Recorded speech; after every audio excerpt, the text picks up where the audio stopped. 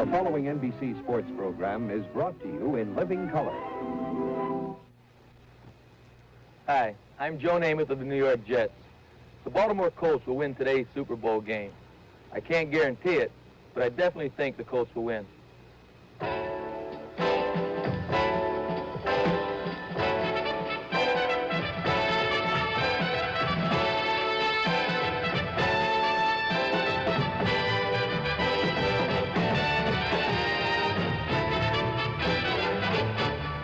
Brought to you by Chrysler Corporation, extra care in engineering. Your host today, your local Dodge, Chrysler, Plymouth dealer.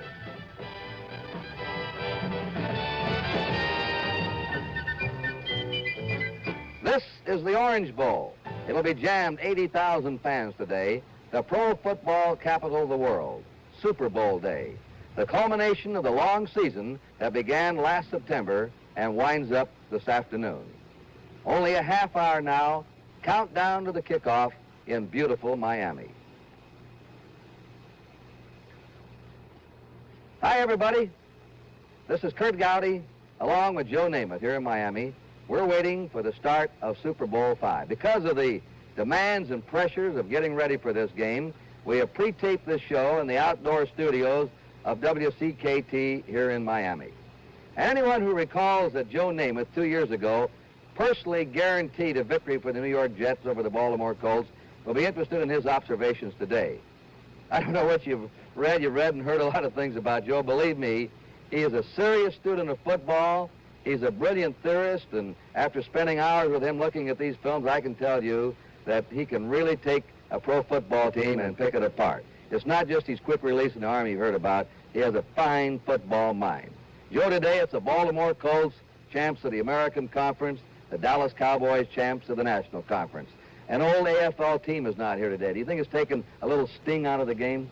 Well, I think it has, Kurt. In the old days, last year and years prior to that when we had the two conferences, the owners were always arguing with each other, the commissioners were arguing with each other, the players disliked each other, and it added a lot of excitement to this game. And without an AFL team in there, I think it does lack a little bit. Now, generally, how does it stack up to you before we really get down to details? Well, I think the Cowboys, I know the Cowboys have a tremendous running game, and Baltimore has a pretty good running game, not that outstanding. However, Baltimore's passing attack is head and shoulders above Dallas's because Craig Morton simply hasn't been able to throw the ball the last 4 or 5 weeks, and it's not because he can't. He's had a sore arm. He's had more injuries to his arm, and this is going to cause him a big problem. All right, we'll be back here with Joe Namath and a preview of Super Bowl V right after this message.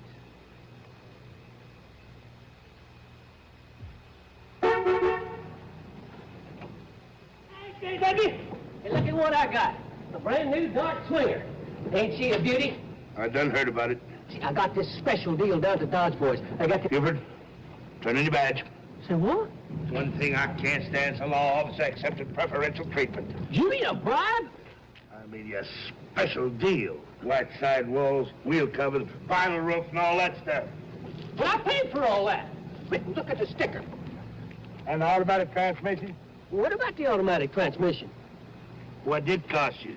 Nothing. Give me the badge, Buford. That's part of the Swinger Automatic Special, J.W. Special equipped Dodge Dart comes with the automatic transmission at no extra charge. Go ask them. Ask him your own self. You're entitled to one phone call. Well, now, The new Swinger Automatic Special. So great last year, we brought it back for seconds. See it at your Dodge dealer today. Much obliged, Dodge boys.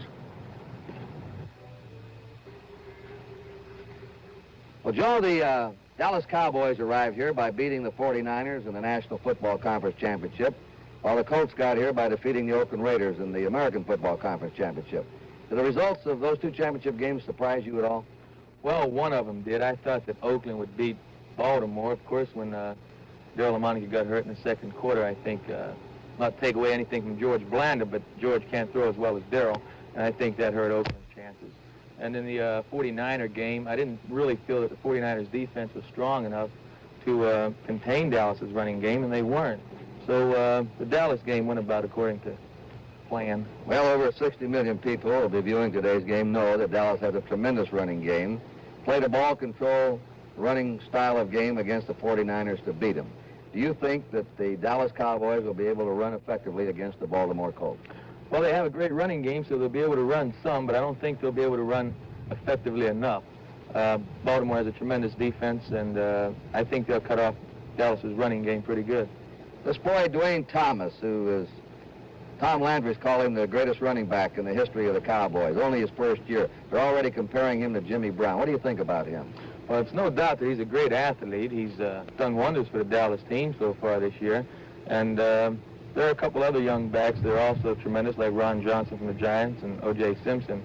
But people might tend to overlook the other half of the Dallas running game, Walt Garrison. I think Garrison does a tremendous job for the Cowboys. Who should we watch for with Baltimore to help stop this running game of Dallas's? Well, as I said, they're experienced. They're a very tough defensive unit. They work together well. I don't think Dallas will be running too much at Bubba Smith. I think they'll be running to the other side of the line towards like Hilton. you did against Baltimore 2 years ago. Right. Not necessarily because Hilton's weak, but I think Bubba Smith is that strong. They respect him that much, and so I think they'll be running the left side of the line more. And the Baltimore linebackers play the run well, don't they? Yes, they do, but I think they play the pass better than they play the run. They're all very active, and it's Ted Hendricks. Trying to throw over him is like trying to throw over a skyscraper. And, of course, Mike Curtis has good movement, and Ray May is a fine all-around linebacker. They coordinate very well in pass coverage. Oh, you think Dallas can run against Baltimore, but they're not going to tear them apart? I think they can run a little bit on them. I don't think they're going to run all day long. All right, now 2 out of every 3 yards Baltimore's gained this year has been in the air. Now, can Baltimore work their passing game against a defense that's allowed only 1 touchdown in the last 25 quarters? Well, the biggest thing about Baltimore's passing, Kurt, is Johnny Unitas. He's done such a great job this year at throwing the ball where the defenders aren't. Of course, Johnny needs the protection. He'll have to have his offensive line doing a great job to keep Dallas out of there. And if the line does do their regular job, I think Johnny will be able to throw on Dallas pretty good. They have not only a great pair of wide receivers in Hinton and Jefferson, but some backup men. They can flood 4 wide receivers in a game at one time. Right, and this is what also makes Baltimore's passing game more effective. They have Perkins backing up Hinton and Jefferson, and they have Jimmy Orr, who still has that experience. And, of course, Mitchell backs up Mackey. They have probably the finest group of receivers in all of football. Speaking of Perkins, he's an old Alabama teammate of yours, isn't he? Yes, he is. Raymond is, and for Dallas, Leroy Jordan and Dennis Holmer are old teammates. 2 on one club and 1 on the other. Right, I think I'll have to be pulling for Dallas only because of that. Now, you're pulling for Dallas and picking Baltimore. That's right. That makes a lot of sense. Joe, let me ask you something. We talk about this game and all the talk recently. It still always gets back to the name of Unitas. Didn't you wear Unitas' number 19 when you were in high school at Beaver Falls, Pennsylvania? Yes, I did, and they used to call me Joey U. Right. Well, I didn't live too far from Johnny back there, I guess about 40 miles apart, and Johnny was a legend, and he still is a legend in that area, and I respect the man tremendously, and it was a thrill for me just to be wearing number 19. Now, Joe, we're going to put you in quarterback of the Dallas Cowboys and let you go to work against the Baltimore defense, and we're going to move you over to the Baltimore team and let you try and pick apart the Dallas defense. And we'll do that right after this message.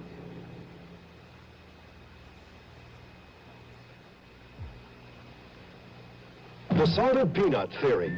It starts with a single peanut. You try it. You'll like it. You come back for more. For years, we've been selling Chryslers this way. People buy one, they like it. They come back for more. All we have to do is to get you into that first Chrysler. So, we're coming through with a brand new series of full-sized Chryslers, a special introductory offer at a new low price, a Royal.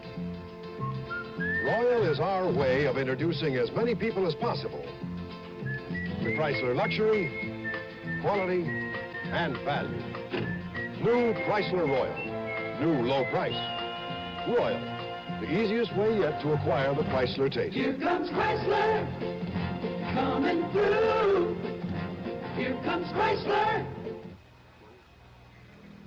Now, let's take Johnny Unitas out as quarterback for Baltimore for 2 or 3 minutes, put Joe Namath in. Joe, you're now running the Baltimore attack against this famed Dallas defense. First of all, Dallas has a very fine front four. They put a lot of pressure on the passing game and the quarterback. What would you do against the pass rush of Dallas? Well, I think Johnny is going to have to throw the ball quicker. He'll throw shorter patterns, I think. And I think he's going to have to establish a draw play or a screen, Kurt, because you got to slow down those fellas. Bob Lilly is tremendous. He's Number absolutely 74, great. yeah. He is great, yes. And Larry Cole's doing a great job for him. So he'll have to mix up his plays with the screens and the draws. And I think they might use 4 receivers and try and get a one-on-one situation with Waters, the free safety, the young kid. Now, there's Mel Renfro, an all-pro cornerback.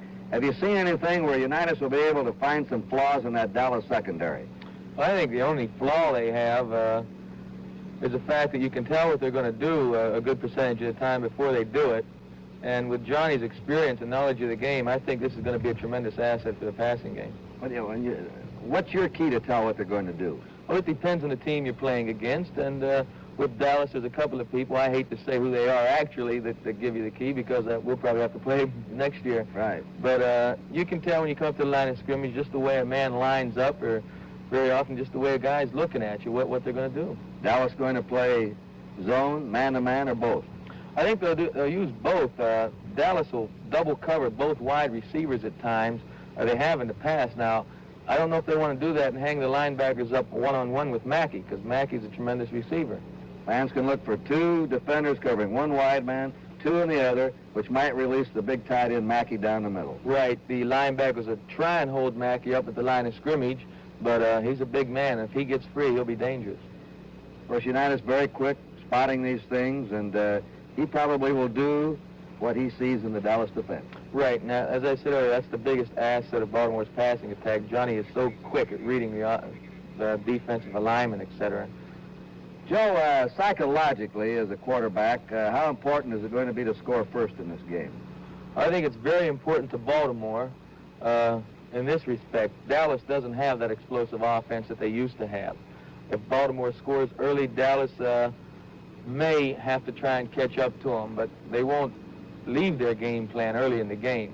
However, if Dallas gets on the board early, I don't think that's going to change much of Baltimore's thinking at all. We saw that sort of in the Ohio State-Stanford game. Right. Stanford got ahead, and Ohio State, a ground team, then tried to pass and catch up, just couldn't quite do it. That's right. And if Dallas, or if Craig Morton was healthy, if he could throw, then possibly they could do it. But I think they'll be in trouble if they get behind. Well, we asked you the importance of scoring first, and we also asked psychologically how important scoring early was Johnny Unitas and Craig Morton. So you're going to probably try and get quick, aren't you? Strike quick if you can. As quick as we possibly Yeah, can. you want to get on top. You think that's going to be a big key, don't you? Well, if we go out right now, we probably could beat them. No one else on the field. Right. But you like to get right. You like to get on top anytime. I mean, this type of team you're playing is the type of team you like to get ahead of. Well, we like to get ahead of everybody, like you said, but if we can get a quick one, we'll love to have it. Well, I think that our whole philosophy of offense has kind of been switched from a wide-open type of get-rich-quick plays to the more steady ground game, trying to establish that we do have a powerful front line and we have some excellent running backs. And so we always like to feel that we can control the game by running, and by doing this, we limit the defensive time on the field, and consequently we have more plays, and it has turned out to be real successful for us the last 7 weeks. Oh. Well, Craig Morton says he's going to take his time against that Baltimore zone. They're hard to throw deep on. Now, Joe Namath, let's put you over as the Dallas quarterback. How would you attack Baltimore? Well, first he wants to get his running game going. There's no doubt about that. And I don't think he's going to be able to get it going too successfully. So he's going to have to throw the football. And with as much respect as the Dallas running game has, I think the best passes he'll utilize or call will be play-action passes, where he'll fake to a running back and then turn around and throw the ball to somebody. In other words, we're going to look for him early maybe to fake that run. They're looking for the run and raise up and maybe try and hit a big one early. Right, he could go for the big one. Or the linebackers of Baltimore really have to respect the run of Dallas. So they're going to have to stay in a little tight. So there should be an open area between the linebackers behind them and the secondary. So you can look for Bob Hayes or Dennis Holman to be squaring in those areas. Is that what you did 2 years ago? Yeah, we did a lot of that with George Sire. In between the linebackers and the deep secondary. Right. They kept rotating their zone because of the threat we had with Maynard, and so we just went the other way with Sire. Now, the Colts have a great pass rusher in their left end, Bubba Smith. Didn't bother you fellas too much. Snell picked him up many times. But he's big and strong, and he comes barreling in there. Morton's not too agile. behind the line as he sets up. What would you do against a big pass rusher like Bubba Smith of Baltimore? Well, I'd say a prayer before the game. We always do that. And I know I'd tell my tackle to help out a lot. Dave Herman, who blocked Bubba in the Super Bowl a few years ago, did a great job on him.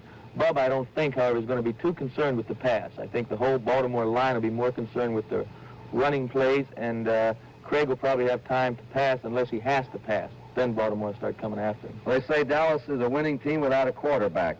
He was ineffective with passing efficiency his last 3 or 4 games. But he's had a bum elbow. There's something wrong with him, and they say he's been throwing much better this week. Do you think Morton is physically capable of having a big day throwing? I know Craig for a few years now. I've seen him play ever since he was in college, and he had a tremendous arm. He could throw the football as well as anybody and better than most.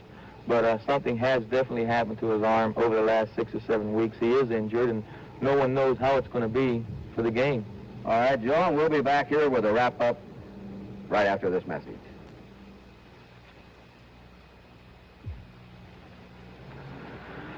Okay, just go on back. Oh! Oh, don't worry. What do you mean, don't worry? What have you done to my car, lady? Nothing. It was nothing. Nothing. You call that nothing? The car's only 2 days old. Oh, it looks very new. Looks new. Oh, lady, you just hit the newest of the new cars. Out of a whole parking lot, you got to run into my new Plymouth Satellite. But I didn't hit your new expensive car. She did. She did. Oh, she did. Satellite isn't really expensive. In fact, it's very low priced. I'm terribly sorry. Oh, no damage done. Car with legs like that. Who's going to notice a little scratch? New Plymouth Satellite, America's lowest price 2-door intermediate.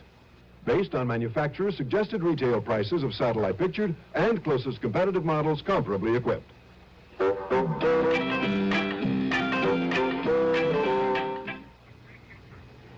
You know, Joe, after that Baltimore-Oakland game, Johnny Unitas did not have a high percentage of completion. And you commented to me, though, how he threw an almost perfect game. Either hit his receiver or the defender never touched the ball. Right. Johnny really impressed me in that game because his throwing very often didn't look accurate to the spectator, but it was because he was throwing a lot of passes away. And if there was any chance of anyone getting to the ball, it was his own people. So today, if the fans see Unitas missing some passes, sometimes he's missing on purpose. Of course, keep the ball away from the defense. Well, we told Johnny Unitas what you said about that was one of the greatest performances you'd ever seen, and here's what he had to say as an answer. Well, we try not to throw it up for grabs. I try not to get in a position where I have to force a ball in between 2 people. My arm's not as strong as it was 10, 12 years ago, where I could take that opportunity and have maybe a thread, right, drill it into that hole. I don't have the speed on the ball that I once had, but I can still throw the outside without any problem. And you tend to hold the ball a little bit longer, make sure the man gets a little bit more open than what you would like, what you think he should be, Well, you're being honest. What you're saying is physically you can't pass the football as good as you did 10 years ago. I can't put as much speed on it. Right. I could probably throw it better than what I could 10 years ago, but with not as much speed. I think Craig, of course, who's another Johnny Unitas, he's got all the experience. Craig is just really beginning in his career. He's had a lot of trouble this year, a lot of arm trouble, and whenever a quarterback has arm trouble, you got troubles because he can't work during practice, he can't do the things that makes great timing, and this has hurt him, and he's suffered for it, and we've had to compensate, in what we do to offset it. Joe, do you agree with Tom Landry on that? I certainly do. Timing phase of throwing a football is so important that you have to get out there and work at it and work on it every day. And if Craig can't throw it, he certainly can't work on it. And he paid a compliment to Unitas on his experience. You're still a fairly young quarterback, but year by year, are you realizing how important experience is in pro football? I certainly do, Kurt. When I first came into football as a rookie, I thought that I could play professional football. I had confidence. I wasn't aware of all the intricacies of the game. The more you play, the older you get, you're still learning. Johnny, I know Johnny feels the same way. Unitas, even though he's played 15, 16 years, you find out something new every game. Well, you went through a Super Bowl time here 2 years ago, the 2 weeks of preparation. Baltimore's gone at it differently this time. They've left their wives at home, their families. They come down here with total concentration. So has Dallas. How much pressure is there on these players coming into this game? But if they got their wives with them, I'd imagine there's a whole lot more on them than there would be without them. There's a tremendous amount of pressure on these guys. They're playing for the World Championship. They may never get another opportunity to be here, and it's the ultimate for the professional football player to reach that goal, to be able to participate in the World Championship game and win it. So there's a tremendous amount of pressure on them. When you're in the locker room and somebody says, boys, it's just another ball game, it isn't, right? There's no way it's just another game. We're right here on artificial turf in this outdoor studio. What about artificial turf affecting the game? Baltimore's only played on it 3 times this year. Dallas has played on it all year. I don't think it'll have any bearing at all, Kurt, on the game. From what I've seen of the artificial turf, I've liked it. Some players don't like it because of an injury problem. They'll get scrapes and burns. But usually, the footing has been great every time we've been on it, so I don't think it's going to have any bearing on the game. All right, one final wrap-up of your prediction and your general diagnosis of this game. Well, again, Kurt, I like the Baltimore Colts to win the game because they have the more balanced attack of the two. I don't think Dallas is going to be able to run the football on the Colts the way they've been able to run against these past few teams that they've played. And, of course, Johnny Unitas, with his experience, he's going to throw it to the right areas, and I think they'll move the ball on Dallas, and the field goal kickers are going to be very important in this game. Jim O'Brien for Baltimore and Clark for Dallas. Right, it could be decided by a field goal. Close game. It's definitely going to be close. Joe, we want to thank you very much. Incidentally, you'll be able to see Joe Namath on the Flip Wilson Show on NBC, February 4th. You've noticed the cast on his hand. Most of you know he broke his hand the 4th game of the year. It's still in the cast. A very slow healing bone there in that right hand you injured, wasn't it? Yes, it is, Kurt. It's taken a lot longer than I hoped it would take, and I'll get it examined again next week, and hopefully it's healed. Maybe you'll be unavailable for this show next year. You might be back in the Super Bowl as a player, huh? You know, I hope you're right about that. We have a fine team, and if we can stay healthy, if we have a little luck, we might be there next year. That's Joe Namath, the quarterback of the New York Jets, who's diagnosed and he's predicted the Baltimore Colts in a close game to defeat the Dallas Cowboys today. Now we're going to have a live update direct from the Orange Bowl and a unique way of looking at the starting lineups right after this message. We're proud of our 1971 Plymouths. They're the finest we've ever built. We're so proud, in fact, that we're making 2 special offers to make it easy for you to own one. First, there's the 1971 Fury V8 with new torsion quiet ride.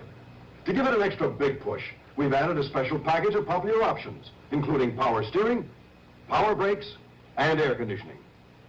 We're also pushing America's newest low-price 2-door hardtop, Valiant Scamp, with a special introductory package including a vinyl roof, white walls, and a remote side view mirror. During our big push, if you buy either a specially equipped Fury or a specially equipped Valiant Scamp, we'll throw in the automatic transmission at no extra charge. That's right, automatic transmission, no extra charge. That's Chrysler Plymouth coming through.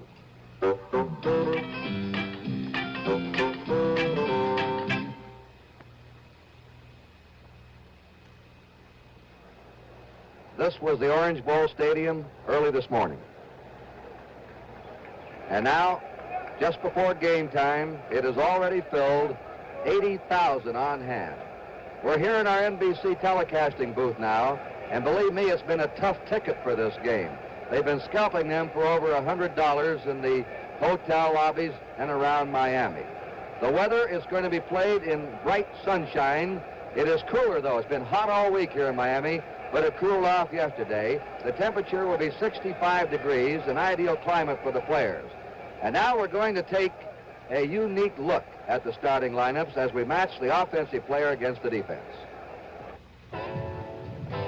For Dallas in offense, number 22, wide receiver Bobby Hayes, a one-time world's fastest human who's the Cowboys' leading pass catcher.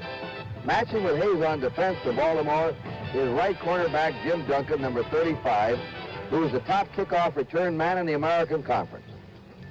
The Cowboys' other wide receiver is rookie Reggie Rucker, number 88, who's averaged better than 22 yards a catch.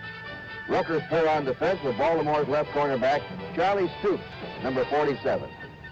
Tight end Pettis Norman of Dallas, number 84, is one of Coach Tom Landry's messengers.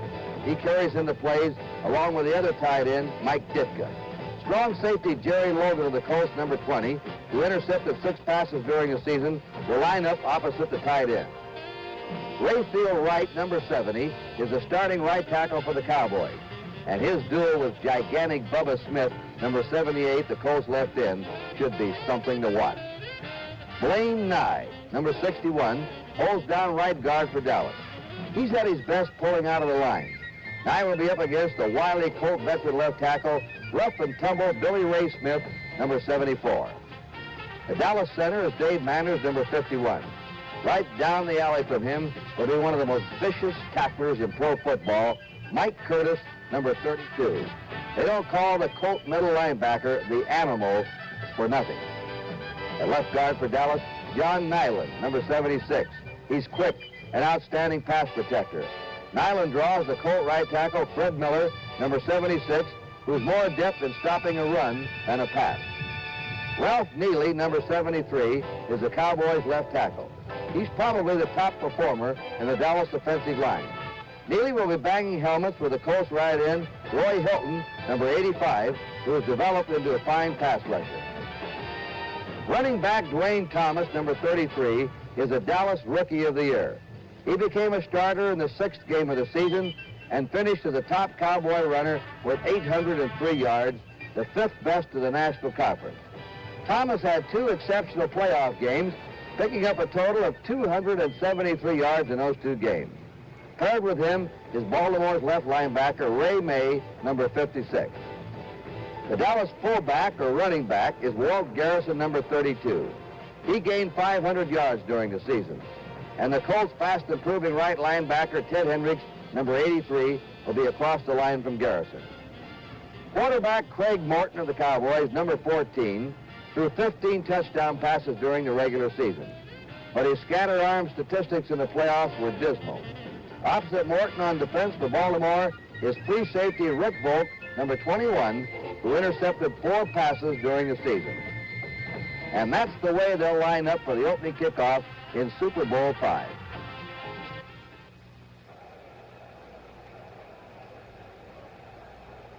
All right, that's the lineup that you'll be seeing on the field as the Dallas Cowboys have won the toss. They've elected to receive.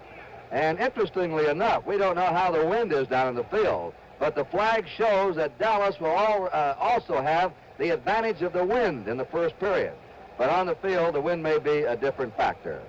This is rated almost a dead-even game. Dallas a 2-point or a 1-point favorite, the closest of the pre-game predictions we've had in the Super Bowl. They've all been one-sided predictions before, and yet we've had 2 upsets the last 2 years.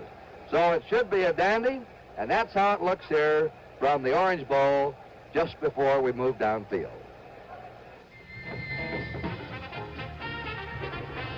This Super Bowl special preview has been brought to you by Chrysler Corporation, extra care in engineering. Your host today, your local Dodge and Chrysler Plymouth dealers.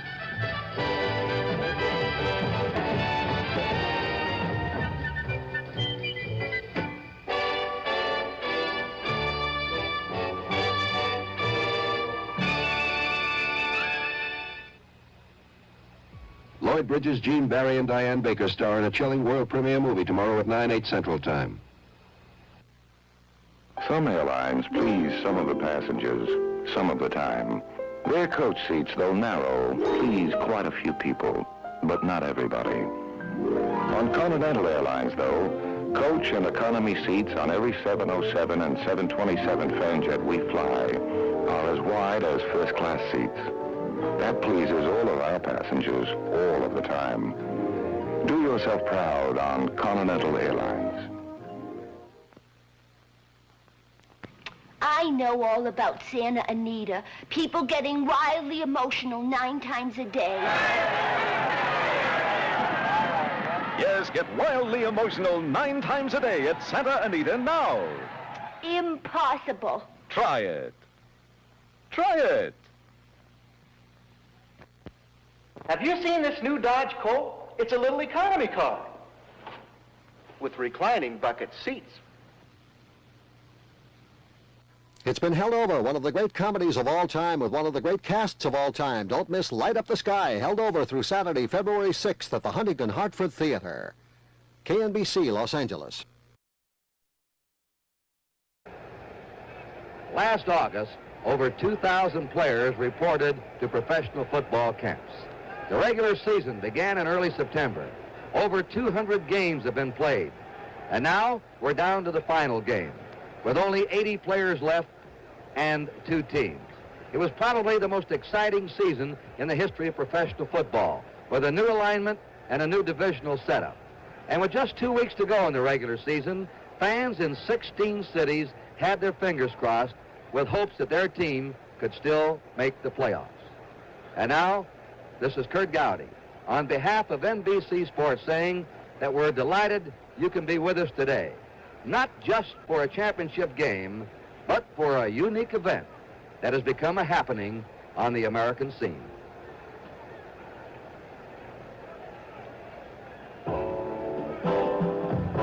NBC Sports, a service of NBC News, presents for the championship of professional football, Super Bowl V.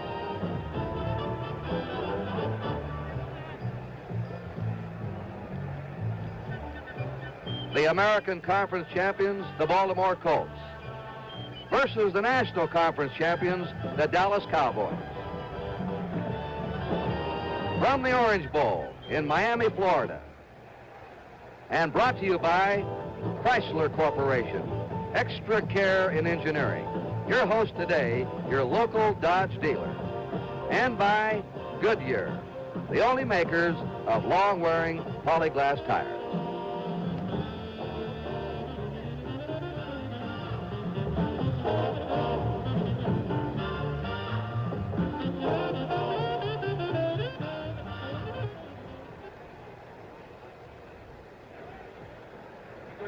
Miami, bright sunshine, the Orange Bowl Stadium. A record crowd for the Super Bowl today, 80,000. And of course, the artificial turf, a lightning-fast field.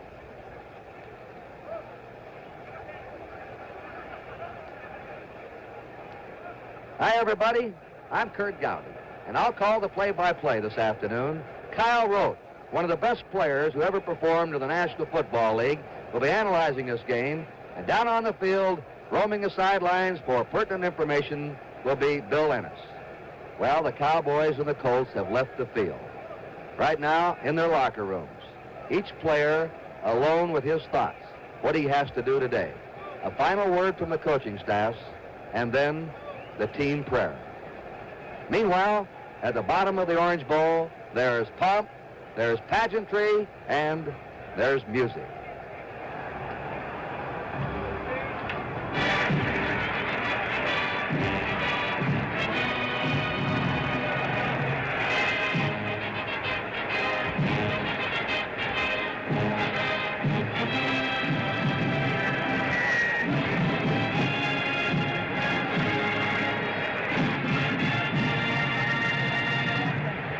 Ladies and gentlemen, the National Football League is proud to present the 5th World Professional Football Championship pregame show.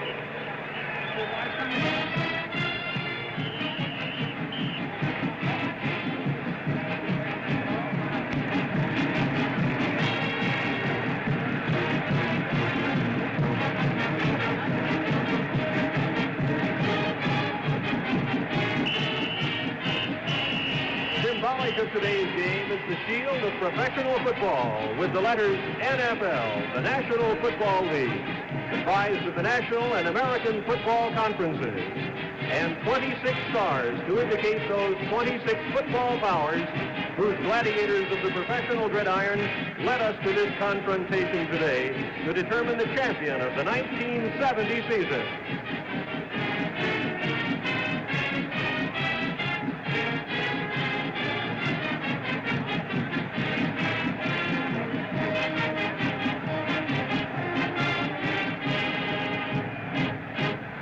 It is only fitting that we take just a moment to recognize those teams who have contributed to this great finale.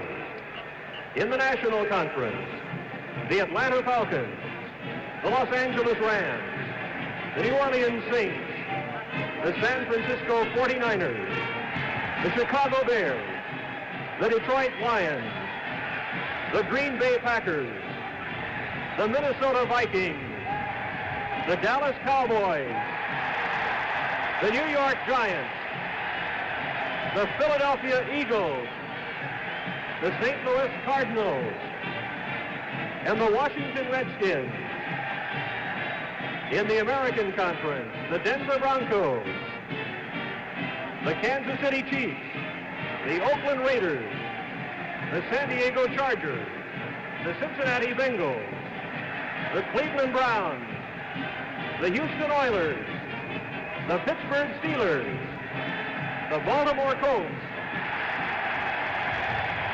the Boston Patriots, the Buffalo Bills, the Miami Dolphins,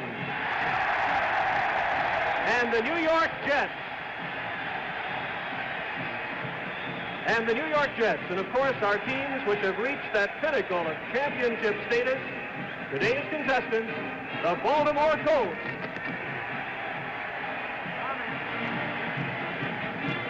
And here's the biggest Baltimore Colt of them all.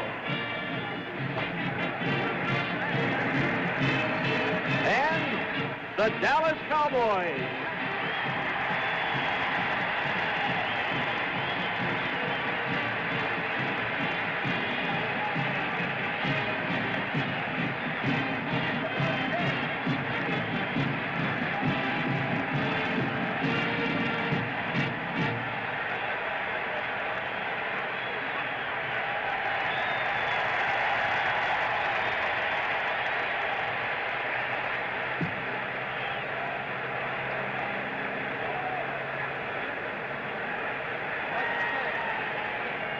Introducing Johnny Unitas, number 19, and Craig Morton, 14. Wish they were that tall to look over that pass rush. The Baltimore Colts and the Dallas Cowboys are getting ready for the opening kickoff. We'll be back in a moment with more about Super Bowl V. Howard, about the air conditioning. Yeah, terrific, ain't it? I'm freezing. Great special on air temp air conditioning down at the Dodge Boys. My lips are turning blue. Specially equipped Dodge Polara got over 50% off the air conditioning sticker price. But, Howard, it's January. So, who's going to discount it in August? The factory air conditioning special on Polara and Monaco at the Dodge Boys right now. Wilkinson presents a commercial for Gillette's newest blade and Wilkinson's newest blade. This one has an edge strengthened with pure chromium. This one uses a platinum chromium alloy. Both will give you a very good shave. Now, we won't tell you that one is better. Try both. Platinum Plus and the blade by Wilkinson. We think you'll know which blade you prefer and which blade sponsored this commercial. And now for his pregame look, let's listen to Kyle Rote. Thank you, Kurt. Well, I guess we've sort of run out of time to just sit back and think about the game any longer. Time to give an opinion. And whether they will win the ball game or not is another thing, but I certainly do think the Baltimore Colts have the edge in this one. Dallas's strength is running, but they can be stopped on the ground. St. Louis did it. The Giants did it. Baltimore's strength is passing, but they can also be stopped through the air. Minnesota did it. Boston did it. Buffalo did it. But when you get over their strengths, then what? When the Cowboys have been forced to pass, well, they've had trouble. However, when the Colts have been forced to run, they've done pretty well, particularly in the last few games. And one other big difference, Dallas quarterback Craig Morton will be throwing into the Baltimore zone defense, whereas the Colts' Johnny Unitas will be firing at the Dallas man-for-man coverage. And when Johnny Unitas is going against man-for-man coverage, I think it's just a matter of time before he beats you. So we see Baltimore with the edge. Right now, down on the field, and Bill Ennis. Thank you, Kyle. This is the first Super Bowl to be played on artificial surface. The shoes will be worn by many of the ball players. Most, in fact, on the Colts and the Cowboys will be this shoe here. The one with the mini cleats, the soft rubber tips for great traction. Here's the old shoe, the grass cleat. It will not be used this afternoon by any of the players in the ball game. We have checked with both coaches. The starting lineups are pat as you heard them. Walt Garrison, the major concern for the Cowboys in their running attack, will be in the ball game to start. Kurt mentioned the wind. The wind could be a factor, should be a factor in this ball game. It is swirling now in the Orange Bowl. It is coming in low and going out high from the east end. So therefore, Kurt, it will be in the face of the Cowboys to start the ball game. We'll be down here reporting on major injuries and any other developments during the ball game. And now let's go back up to Kurt. The band will be clearing the field. Baltimore Colts in white today, the Dallas Cowboys in blue. Now we're going to have the indication for the toss of the coin. Cornell Green, 34, Manders, 51, Jordan, 55, the captains for Dallas. And it's the Baltimore Colts will have Unitas.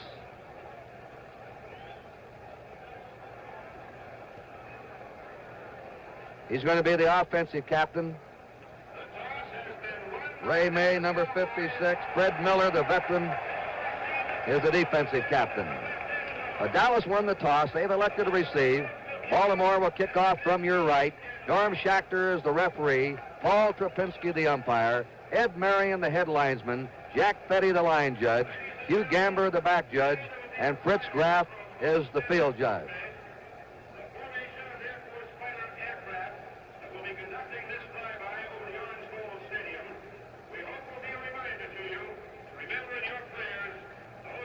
Who are missing or captured in Southeast Asia.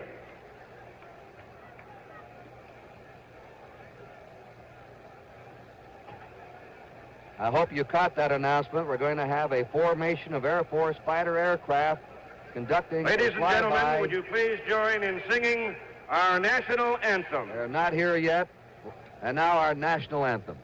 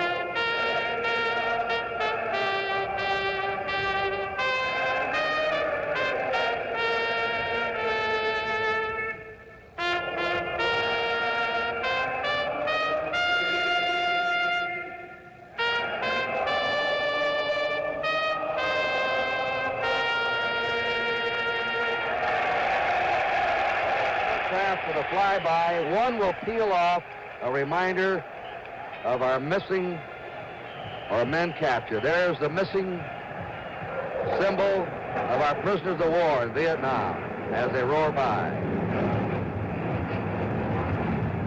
One gone, three remaining. The national anthem was played by Tommy Loy with the South Dade High School band. We're clearing the field now. Baltimore will kick off from your right. Dallas will be receiving, and they're going to put Calvin Hill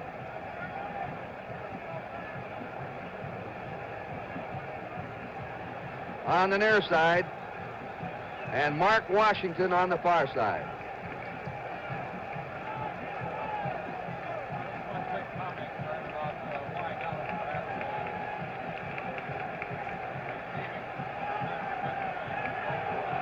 Their punters and quarterbacks to make sure that the wind was going in that direction on the field. There's the kick by O'Brien. Not too deep. That's Calvin Hill, and he's ridden down on the 24-yard line. And he's hit there by Jack Maitland, number 40. And so we'll watch Dallas now go to the attack. A team that has changed from a big play team to a ball control team. But will they be faking that run today and maybe showing some play action passes early? Greg Morton said if he could get to Reggie Rucker early and give him some confidence, he may try and do it. It's on the 24-yard line of Dallas, first down. Morton, the quarterback. Garrison and Thomas set behind him. They're in their shift. Hayes is in the slot, Rucker outside of him. And that's Garrison, the fullback, to his 26-yard line. He's hit by Fred Miller and by Roy Hilton, number 85. Up front, Bubba Smith will be the left end. He's number 78 for Baltimore. Billy Ray Smith, the left tackle, 74. Fred Miller, 76, the right tackle. Roy Hilton, 85, the right end. Ray May, the left linebacker, 56. Mike Curtis, the middleman, 32. Hendricks, 83, the right linebacker. Second down, 8. Ditka's in at tight end. The tight ends carry the messages. Morton throws and hits at the 32-yard line Dwayne Thomas, who comes out of the backfield. So Morton may be throwing to his backs in those short creases. And they have a third down now and 2 to go. And we see Craig Martin obviously going at the weak side of the Baltimore defensive line, or weaker side, I should say. Roy Hilton, Fred Miller as away from Bubba Smith. Also, we see Martin going to the air early, trying to establish his passing game, as we will see Unitas trying to establish his running game. Hayes and Rucker are on the same side as flankers. 3rd and 2. They fake. They're going deep to Hayes. Nearly intercepted, the ball thrown short. Hayes had streaked beyond Jerry Logan, but Logan saw the short pass and came back to try and intercept. And that's a dangerous area, right in between the deep zone. Rick Volk, Jerry Logan, as Kurt pointed out, both of them inside, outside on the deep zone. Had the ball been up a little further, Jerry Logan might have had himself an interception. This should be a real matchup today. Baltimore has great return men. Ron Gardine averaged 12 yards a punt return, second in the conference. Jim Duncan, number 1 in kickoff returns. Dallas has an outstanding covering team on kicks and punts. Ron Whitby, booting, a high one. Fair catch call by Gardine, the rookie, on his 26, and Baltimore will put the ball in play. Well, the defensive unit got a hand for Baltimore by their fans. This telecast presented by the authority of the National Football League, intended for the private use of our audience. Any rebroadcast or other use of the telecast without the express written consent of the National Football League is prohibited. Unitas at quarterback. Boulash and Nowatzki set behind him. Eddie Hinton left and split out to the right is Roy Jefferson. And the tight end Mackey's moved out in the slot. Boulash, big powerful rookie who really came along at the end of the season, is down by Leroy Jordan, number 55, the middle linebacker. A 4-yard gain by Norm Boulash, who is deceiving. He weighs 220, but he runs 100 in 9.6 or 9.7. He was on his college track team at TCU. Dog with injuries during college. And the Colts took a gamble on him as their number 1 pick last year. Second down, 6. No score early. Boulash again. He's being hemmed. And he's trapped for a loss on his 25. And storming in there to get him, number 66, George Andre, the right end. Herb Adderley, the cornerback, turned the play in, number 26. Adderley with an extremely quick force on that play. Boulash had no place to go. They see Unitas come out with some play pass action, not on a 3rd and long, but the next series of downs. Cal, we noticed on that kickoff, we were talking about the wind. It was against the wind that hung up there in the air. To get that ball high, it seems to be fighting the wind. 3rd and 11 now for Unitas from his 25. They're slotted to the left. Unitas flips it and completes it to the 29, but they're way short. That was the tight end, John Mackey, who caught the ball. He was down by Leroy Jordan, and Dallas holds. Both of these teams are outstanding defensive clubs. David Lee now is back in a punt formation. Now, he usually kicks a very high spiral. He can hang him up 5 seconds, count him off. That's an ideal hanging time for a punt to get the coverage. And he kicks it low, and it was nearly blocked. Bob Hayes is upended on his 32-yard line. Dallas really put the pressure on Dave Lee on that punt. So action will continue here at the Super Bowl. The score is Dallas 0 and Baltimore 0.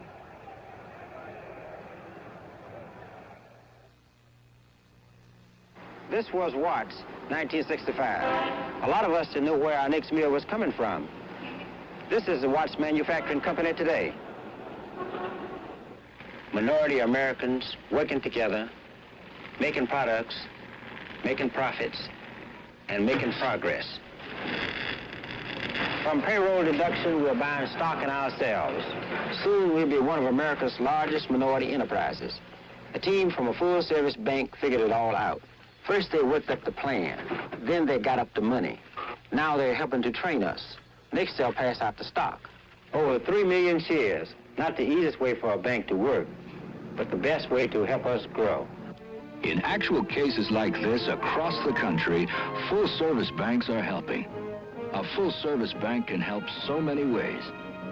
This is our symbol. Helping is our business. In the secondary for Baltimore, Charlie Stooks, the left corner, number 47, Jim Duncan, 35, the right corner, Logan and Volk are the safety men. First down, the pitch is to Thomas, and he maybe has a yard as a gang tackle in the charge led by Roy Hilton, the right end. Coming up fast, Jim Duncan, 35, the cornerback. 3 or 4 men on him. You'll be seeing the tight ends alternate for Dallas. Pettis Norman, 84, Mike Ditka, 89. The coach of Dallas, Tom Landry, calls all the plays. And he took over that assignment when Dallas had won 5, lost 4, and they haven't lost a game since. Pretty good signal caller. Second down, 10. Draw play. Dwayne Thomas to his 40 and hit by Mike Curtis, who says, I'm an animal on the field and a gentleman off. Here's Mike Curtis, number 32, the 6-year veteran from Duke, and he is all over the field. You'll see him this afternoon. You'll also see Dallas trying to take advantage of his mobility. They'll give him what appears to be a passing situation, come with the draw, trying to get him dropping back into pass coverage. Now they have a third down and 8, and they have Dan Reeves in. He runs a better pass pattern than promised. Morton is hit by 85, Roy Hilton. Morton moved up in the pocket and got rid of the pass rush, couldn't find a receiver open, and then Hilton, as you saw, crashed into him from behind, a dropping. And there you saw the key to the Baltimore defense, their linebackers. Excellent drops. They're so important in their whole defensive alignment. If they don't come up and help that line, the line's really not strong enough to hold it off by themselves. Very few lines are. And in the zone coverage, they have to make those perfect drops, which obviously they did then. Ron Whitby now. He's averaged 41 yards a kick this year. Ted Hendricks in there trying to block it. The kick is grabbed by Jerry Logan, gambling on his 25, and fights his way back to his 32-yard line, a 7-yard return. Claxton Welch downfield to make the tackle. I believe that's a penalty against Dallas. We'll have to see how they rule it. Our first penalty.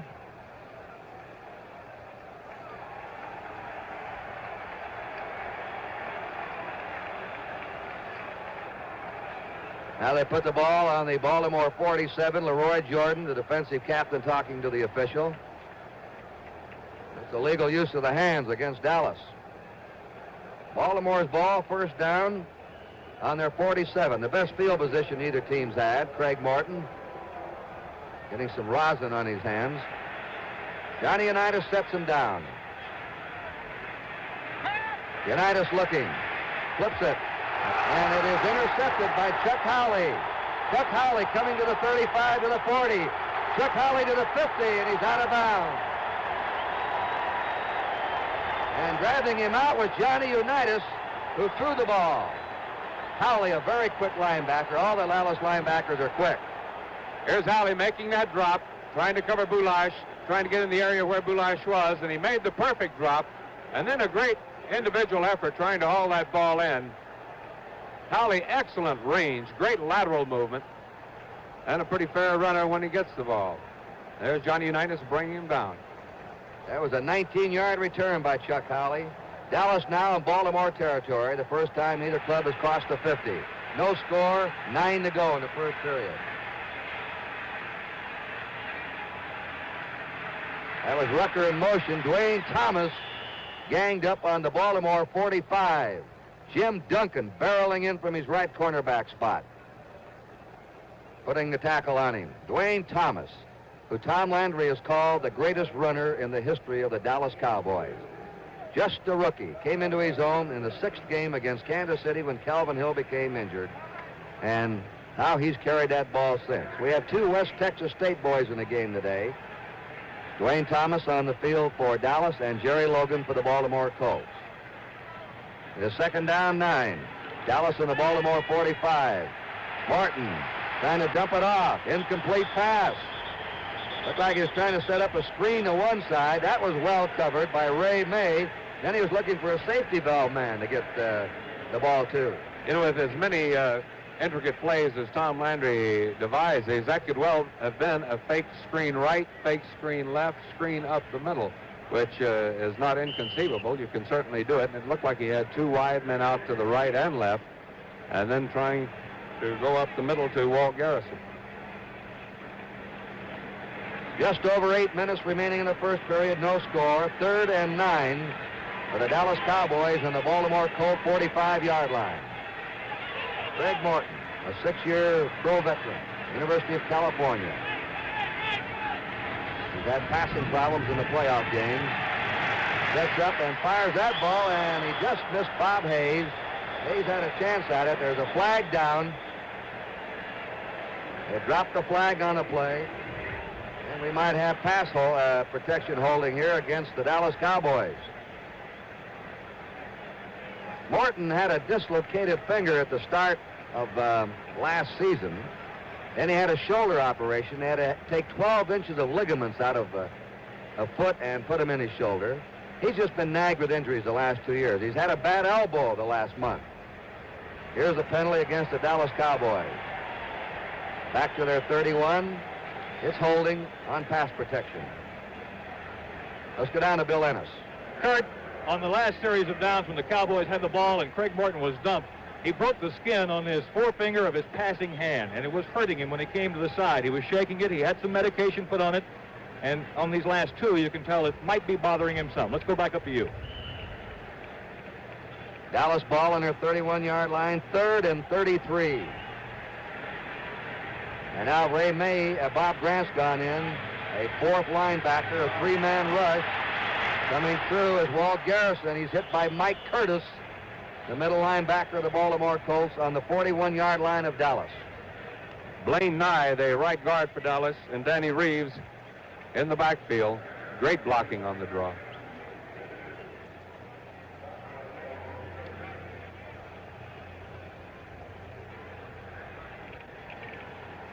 In punt formation again is Rodden Whitby. This will be his 3rd punt. Ron Gardine is deep for the Baltimore Colts. Beautiful kick. Gardine fields it, fumbles, and a recovery inside the 10. Dallas ball.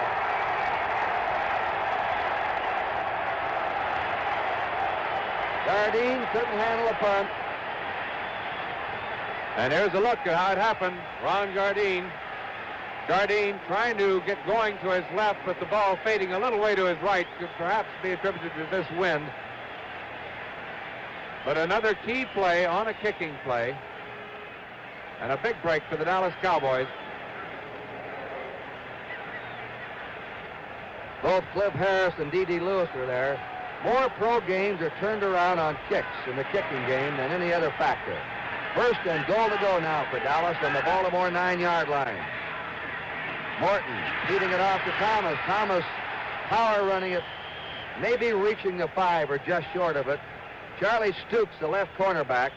Roy Hilton again. Jim Duncan, all in on a play.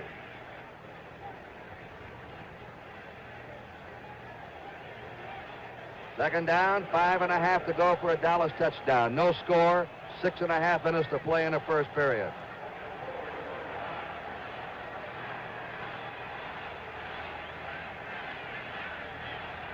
No wonder the coaches work in their kicking game. The receiving and the coverage. Second down, 5.5. Thomas again, stonewalled nowhere. Mike Curtis looked like he really moved in on that. He was a great charge, Kyle, as Curtis blasted through and hit Dwayne Thomas before he could get his momentum going. Now it's 3rd and 7 to go. I give Mike Curtis on this one.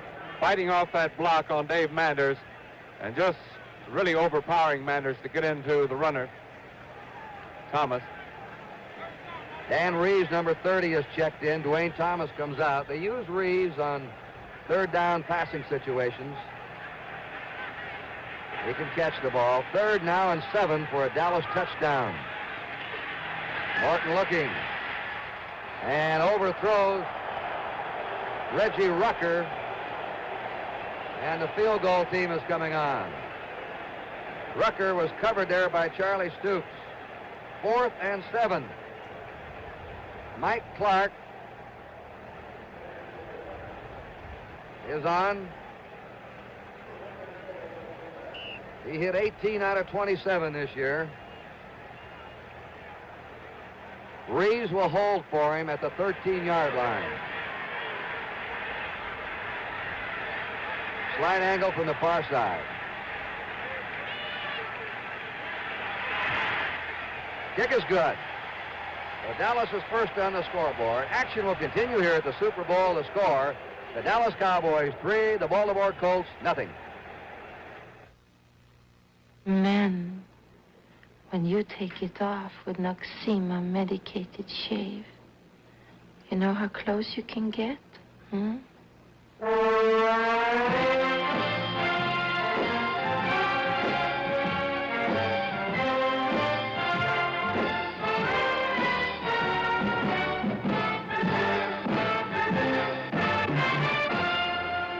This close. That's Andy Granatelli, automotive expert and president of STP. You might not expect a guy like Granatelli to worry like everybody else about cold weather starts. But while he's inside, burning the midnight oil, out here it's freezing.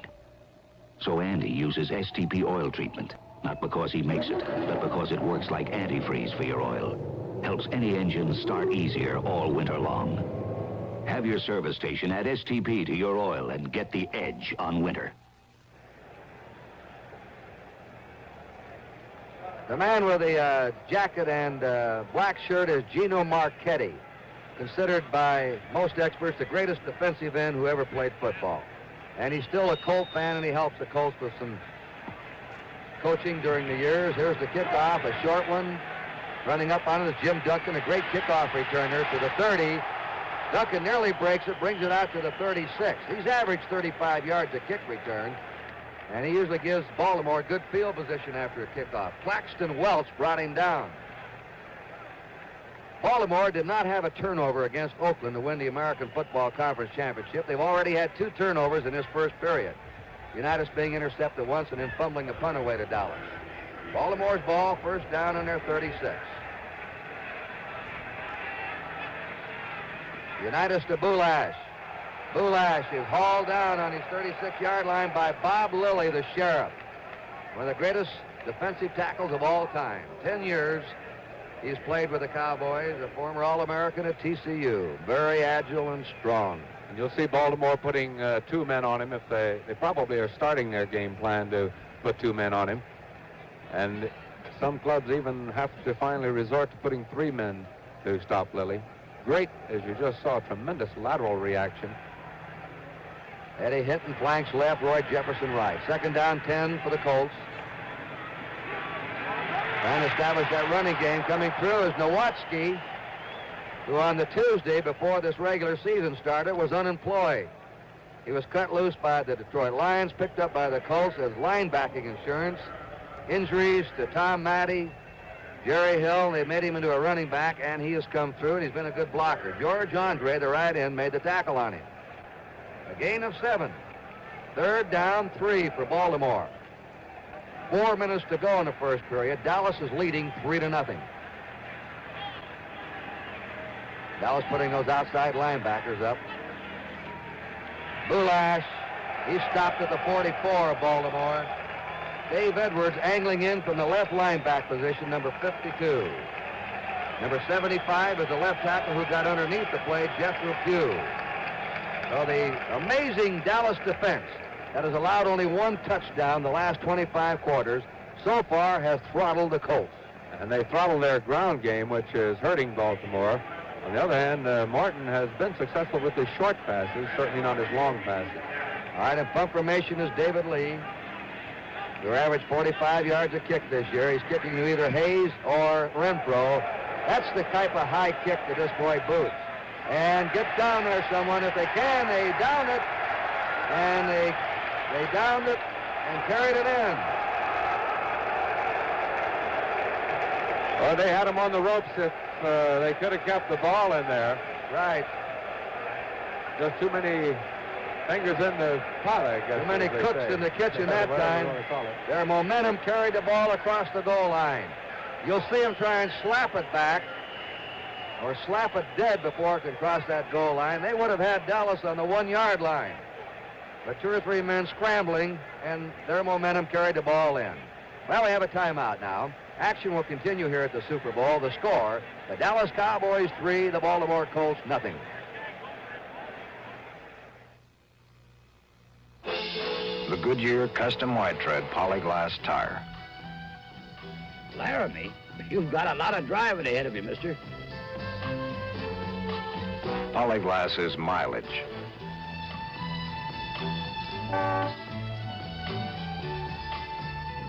Sorry, mister. Polyglass is traction. Oh, when are they going to fix these roads? Polyglass is strength. This is the Goodyear Custom Wide Tread Polyglass tire. Inside, 2 fiberglass belts, plus today's most preferred tire body cord, polyester, pioneered by Goodyear. Traction. Strength. Long mileage, too. Polyglass is value. And remember, if it doesn't say Goodyear, it can't be Polyglass.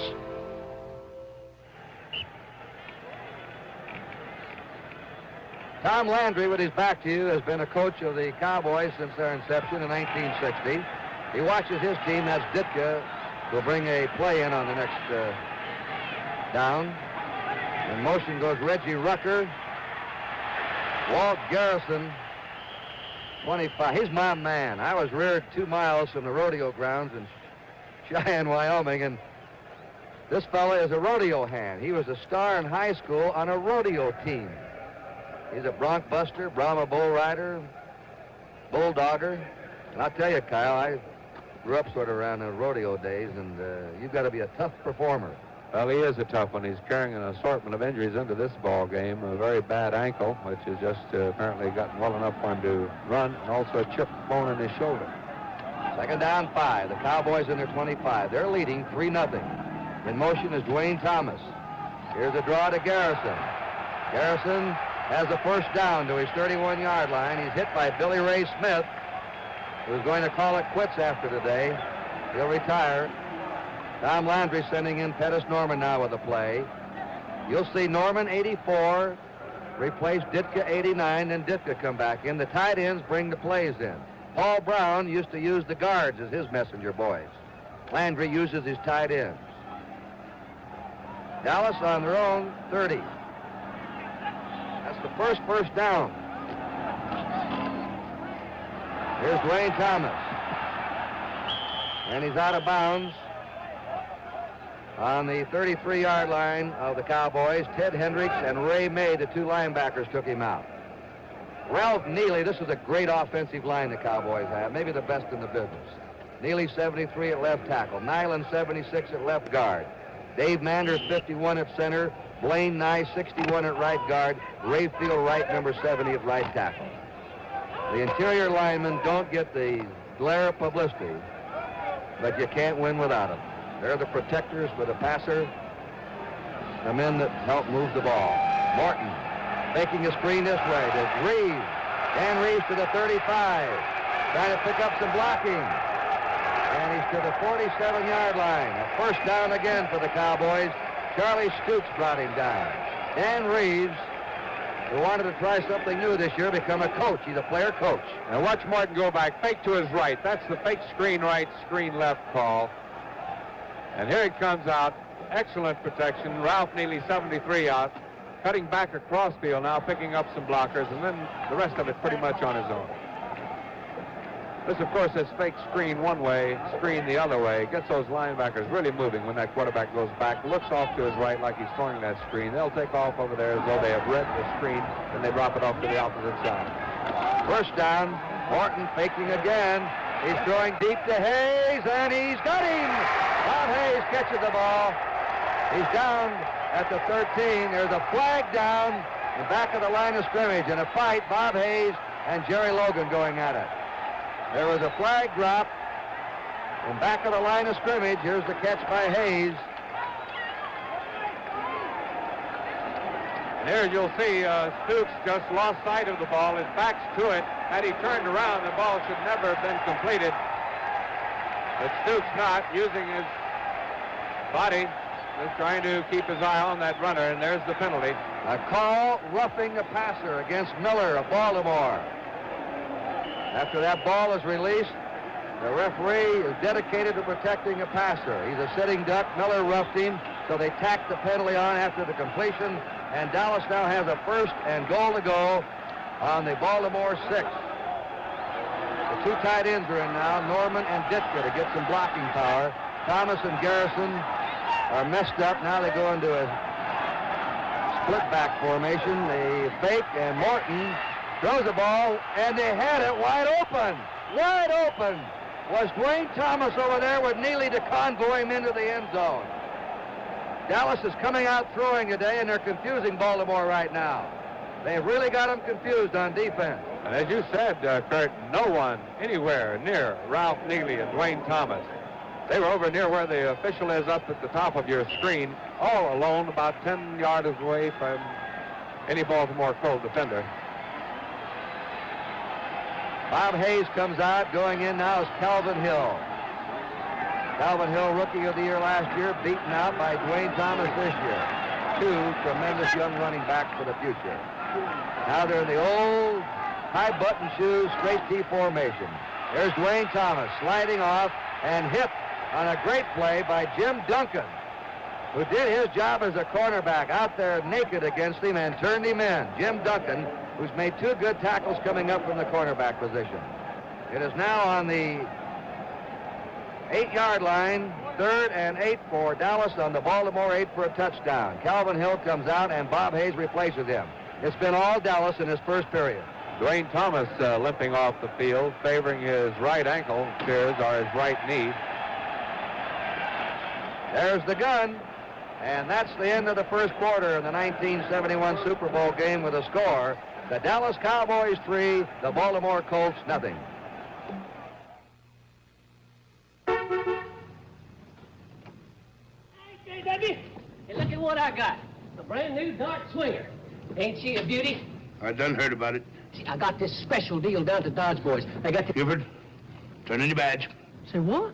One thing I can't stand is a law officer accepting preferential treatment. You mean a bribe? I mean a special deal. White side walls, wheel covers, vinyl roof, and all that stuff. But I paid for all that. Wait, look at the sticker. And the automatic transmission? What about the automatic transmission? What did it cost you? Nothing. Give me the badge, Buford. That's part of the Swinger Automatic Special, JW. Special equipped Dodge Dart comes with the automatic transmission at no extra charge. Go ask them. Ask them your own self. You're entitled to one phone call. Well, now, The new Swinger Automatic Special. So great last year, we brought it back for seconds. See it at your Dodge dealer today. Much obliged, Dodge boys. Today's game is being played for the Vince Lombardi Trophy. Vince coached the very first Super Bowl winner. Those who knew him knew he hated to lose, but he couldn't beat cancer.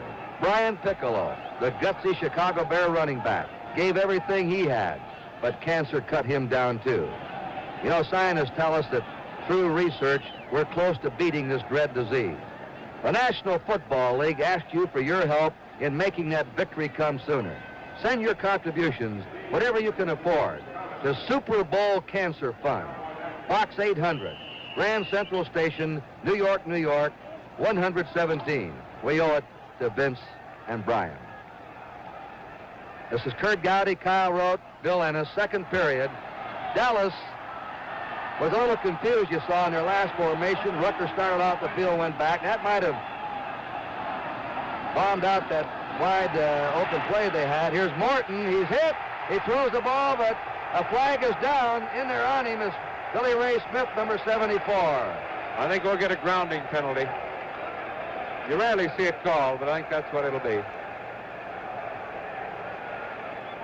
If this is called, this is the first one we've seen this year, Kyle. And the official who called it was standing right behind Martin. Looked like Martin was trying to hit one of his linemen and then suddenly veered away and threw it into the ground. 15-yard penalty moves the ball back to the 23-yard line of Baltimore. That's intentionally grounding. Loss of a down, so the field goal team is on. And now Mike Clark, who kicked a 13-yard field goal with 5:32 to go in the first period, will try again. Dan Reeves will spot the ball for him on the Baltimore 30.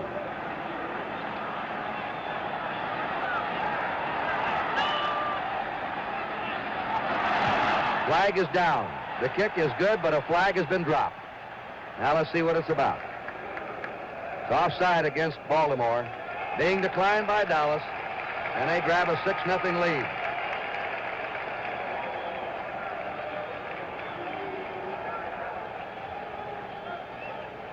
Let's quickly go down to Bill Ennis.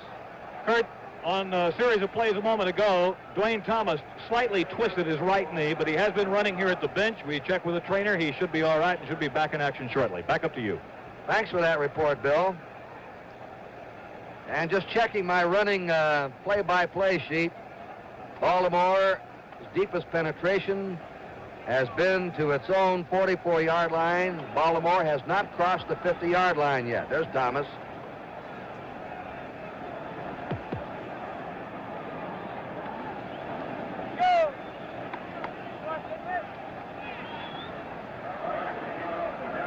Jim Duncan and Ron Gardine will receive this kick, one of them from Mike Clark. He booms it. It is coming to Duncan. A real threat. He's to the 10, 15, to the 20, and to the 25. As we said, I think one of the interesting matchups today is Gardine on punts, Duncan on kickoffs against a superb Dallas team covering kicks. First down, Baltimore on their 24. And now let's see if 37-year-old John Unitas can figure out and try and crack this Dallas defense as he sets him down. So far, he's not been able to move him. And he throws under the gun again. Boy, they're putting the heat on him. D.D. Lewis was in there. He was trying to hit Eddie Hinton. Unitas throwing under pressure, and you saw Hinton double team. Dallas has had 3 first downs, Baltimore none. There have been 2 turnovers, both by Baltimore. Dallas has not made a mistake so far. 2nd and 10 for Baltimore. And on field level, the wind is now into Unitas' face. He may have a little difficulty if he tries to throw one of those delicately timed passes. He may have to fire every short pass he has. 2nd and 10, fakes to Boulash, and that's incomplete to Jefferson. You know, Kyle, 2 years ago we covered the Colts and the Jets, and so far everything's sort of going wrong for Baltimore, almost like it was 2 years ago against New York. Really is, and however, I think they're fortunate just to be trailing by 6 points. They've had an interception, a fumble, then Hayes caught the long pass with the roughing the quarterback penalty, put them down to the 6, and they're just out of this with just 6 points. I think they're fortunate at this point in the ballgame. Baltimore's gained only 4 yards passing. Unitas is 1 out of 4. On 3rd and 10, he's throwing, and it's over the head of Hinton. That is going to be an incomplete pass. If it was not touched by Dallas, Dallas may have ticked that ball. You cannot have a completion from one offensive man to another offensive man. And that's what the Cowboys are arguing. We'll see if we can see it. And here comes the ball. We'll see how many touch it. No, he didn't quite. Yes, it looked like somebody tipped it. It looked like it might have been Eddie Hinton. And there's Mackey, 88. Well, we'll try another look. Here goes Mackey. We'll see if he touched it. No, that was Quite Mackey see. who we were looking for Hinton. Apparently he's not. The Baltimore Colts have their touchdown. Dallas still complaining, and apparently with some reason. I think Cornell Green might have ticked it, say the official. We're going to explain that to you again. After we get rid of this extra point, maybe a commercial. Morrow holding. The kick by O'Brien is blocked, and it's a tie game. Baltimore got a big break. Coming through was Mark Washington to block the extra point. You cannot have a pass completion if the ball deflects from one offensive receiver to another. However, if it was touched in between by the defense, then it can be a completion. So evidently the official saw that a Dallas player, I think it was Cornell Green, might have kicked that ball into the hands of John Mackey, so it went as a 76-yard touchdown play. A lucky one for the Baltimore Colts. Action will continue here at the Super Bowl. The score is now tied, Dallas 6 and Baltimore 6.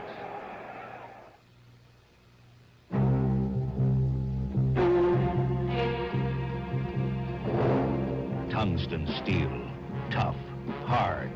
No metal holds a sharper edge. Tungsten steel. That's why Prasanna went to Sweden and worked with precision steel experts to develop a razor blade made of tungsten steel. No metal holds a sharper edge. Introducing the totally new tungsten tough Prasanna 74. The Prasanna 74. This is the sharpest, longest-lasting razor blade made. The tungsten blade means a smoother shave. Prasanna 74. Not just a coating, but a totally new blade steel. New Prasanna 74. Tungsten tough to smooth out your shave. The Prasanna 74.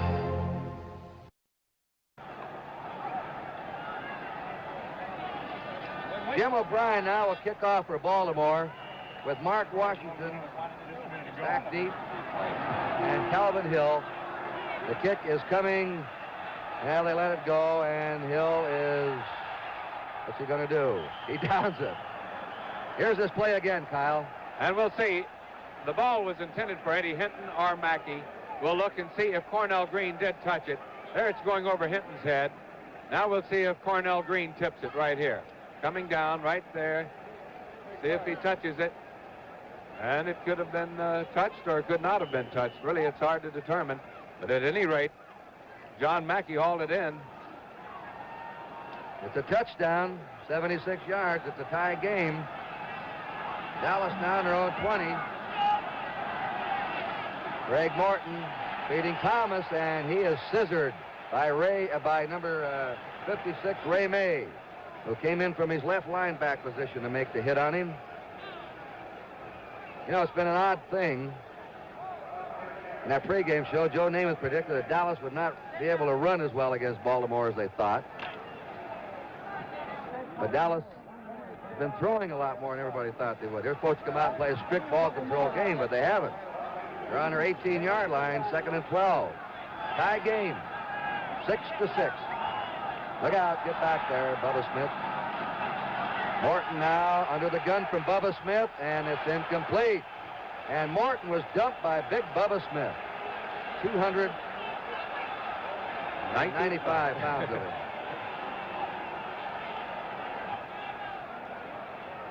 Tom Landry sending in a new play. And also, with the tight end Norman going in, he's sending in Dan Reeves, his back. It is now 3rd down and 12. Morton now is 3 out of 8. Unitas is 2 out of 5. Dallas has controlled the ball in this game. They've controlled everything but one play. On a deflection from one man to another with a Dallas man touching it in between, saying the official. And Dallas is hopping mad. He dumps it off. It's incomplete to Garrison, the fullback, number 32. And now a punt formation coming up. And after that touchdown strike by Baltimore and holding Dallas, let's see if Baltimore gets the momentum going. Ron Woodby will punt. Ron Gardine, the rookie from Arizona, will be back. Game tied 6-6. Greg Morton coming to the bench.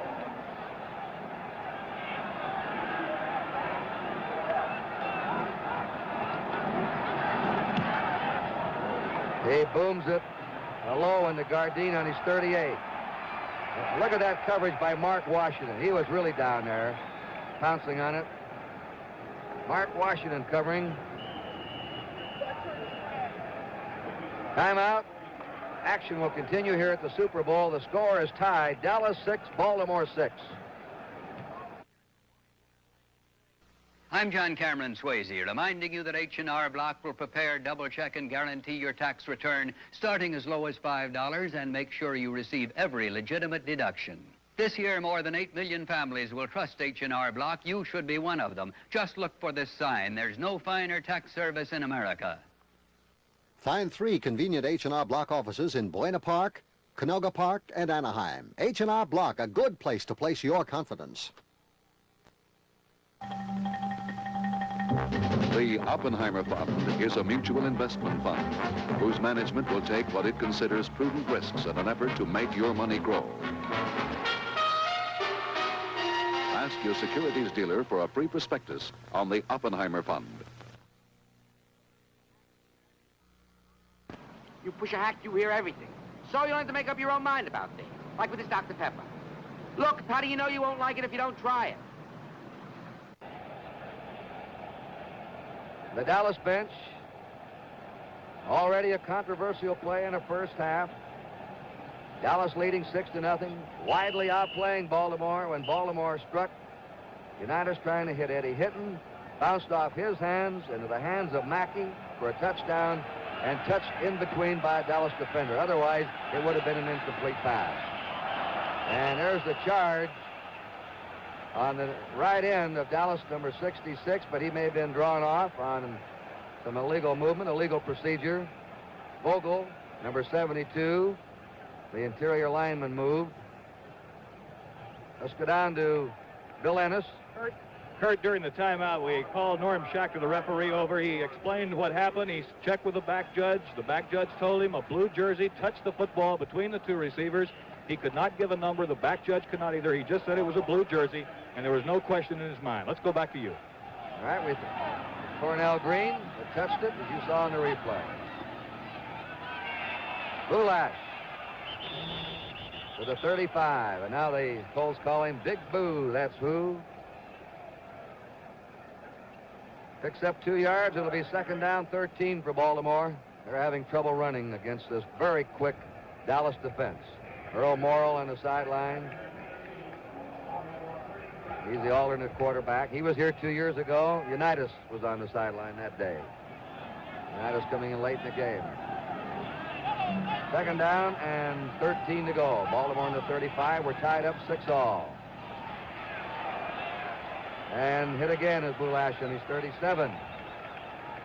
That was Cornell Green, the strong safety, who came up along with 63 Larry Cole, the left end, and Jethro Pugh, 75, the left tackle. Unitas is trying to get that running game going so he can open up that passing attack, but he can't do it. Dallas has just been too quick. I think the way Cornell Green has been playing on 2nd down situations, uptight, watching that back. We might look for Johnny the next time he has a 2nd down situation to go deep. 3rd and 11. Unitas, strong rush on him. Sideline pass over the head of Eddie Hinton, 33, who's being covered by Mel Renfro, one of the great defensive backs in pro football. And you saw Cole in there. They're getting Unitas is getting a hard rush today. He has not had much time every time he's thrown. 4th and 11 and a punt formation with David Lee now to kick. Bob Hayes, Mel Renfro back as the 2 safety men. 11:48 to go in the first half. The game is tied 6-6.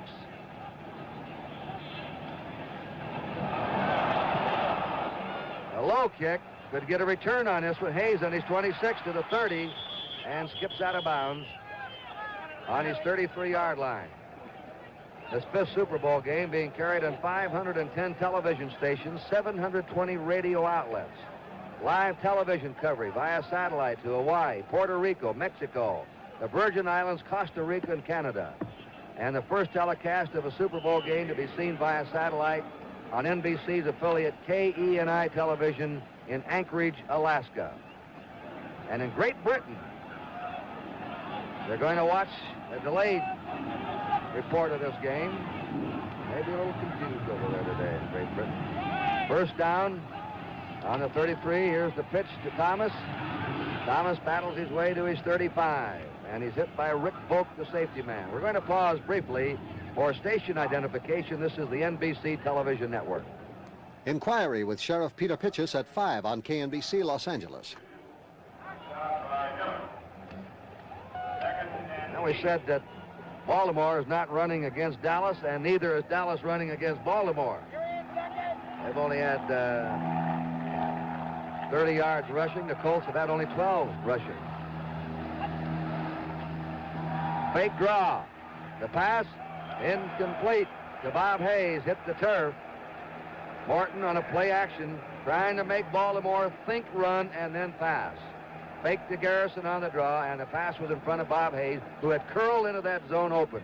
And you can just see the pressure in a game like this. Both quarterbacks, Morton and Unitas, offline on a number of their passes, throwing it down into the ground, trying to make sure they guide that thing so well. They're holding on to the ball just a little too long, and it's taking it right down into this artificial turf. Morton is 3 out of 10. And on third down, it's off to Reeves. Reeves nearly dropped the ball, and he's stopped on his 34-yard line by Ray May and Mike Curtis, the two linebackers in there on him. So now it'll be 4th and 9, and Ron Woodby comes in. This is turning into a punting duel here in the first half with two very tough defenses. That's why they're both in the Super Bowl, because they have great defenses. To beat this Baltimore defense, you've got to beat their linebackers. Again, they are the key to it. Ron Gardine, the safety man. Flag goes down. A high kick. Gardine is calling for a fair catch on his 22-yard line. But a flag has been dropped. Offside against Dallas. Let's see what Baltimore wants to do. Wouldn't be surprised to see them have him kick it over. That's, we'll see. They may take. That was a 44-yard kick from scrimmage with no return, a very effective punt. 10 minutes, 17 seconds remaining in the first half. The game is tied 6-6. They're going to bring it back. A key point in this decision is that it is 4th down and about 7 to go, and with the penalty, of course, it'll bring it out to about 12, 13 yards to go. They looked over to McCaffrey, the Baltimore coach. He gave him the decision, accept the penalty. Now it's back on the 30-yard line. Dallas has run off twice as many plays as Baltimore. Once again, Ron Whitby, who in his senior year at Tennessee led the nation's college kickers in punting. And he boots this one away. Another beauty, fair catch called by Gardine. He already called for the catch on his 21-yard line. So by accepting the penalty, Baltimore lost a yard. Excellent kicking by Ron Whitby. Timeout.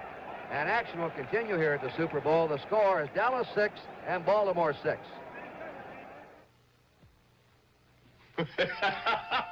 Certain things make you uncontrollably happy. Others leave you quietly pleased.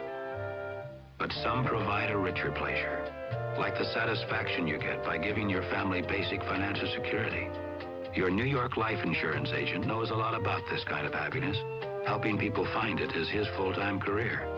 How can life insurance make your family's future happier? Your New York life agent has the answer. Here it is. Solid luxury. New Charger SE, completely restyled this year. Sir, I love a Charger, but, Oh, family man, huh? Yeah. I'll tell you what. Looking for economy, good mileage. Yeah. Lots of room, of course. Right on. What do you got? How about this? A Charger? You're putting me on. New Dodge Charger. If your family's too young for square wheels, you can't afford not to be Dodge material. To show you how tenacious these two teams have been on defense, we've had only 4 first downs in the first half, 3 by Dallas, 1 by Baltimore, and that was on that 76-yard deflected pass.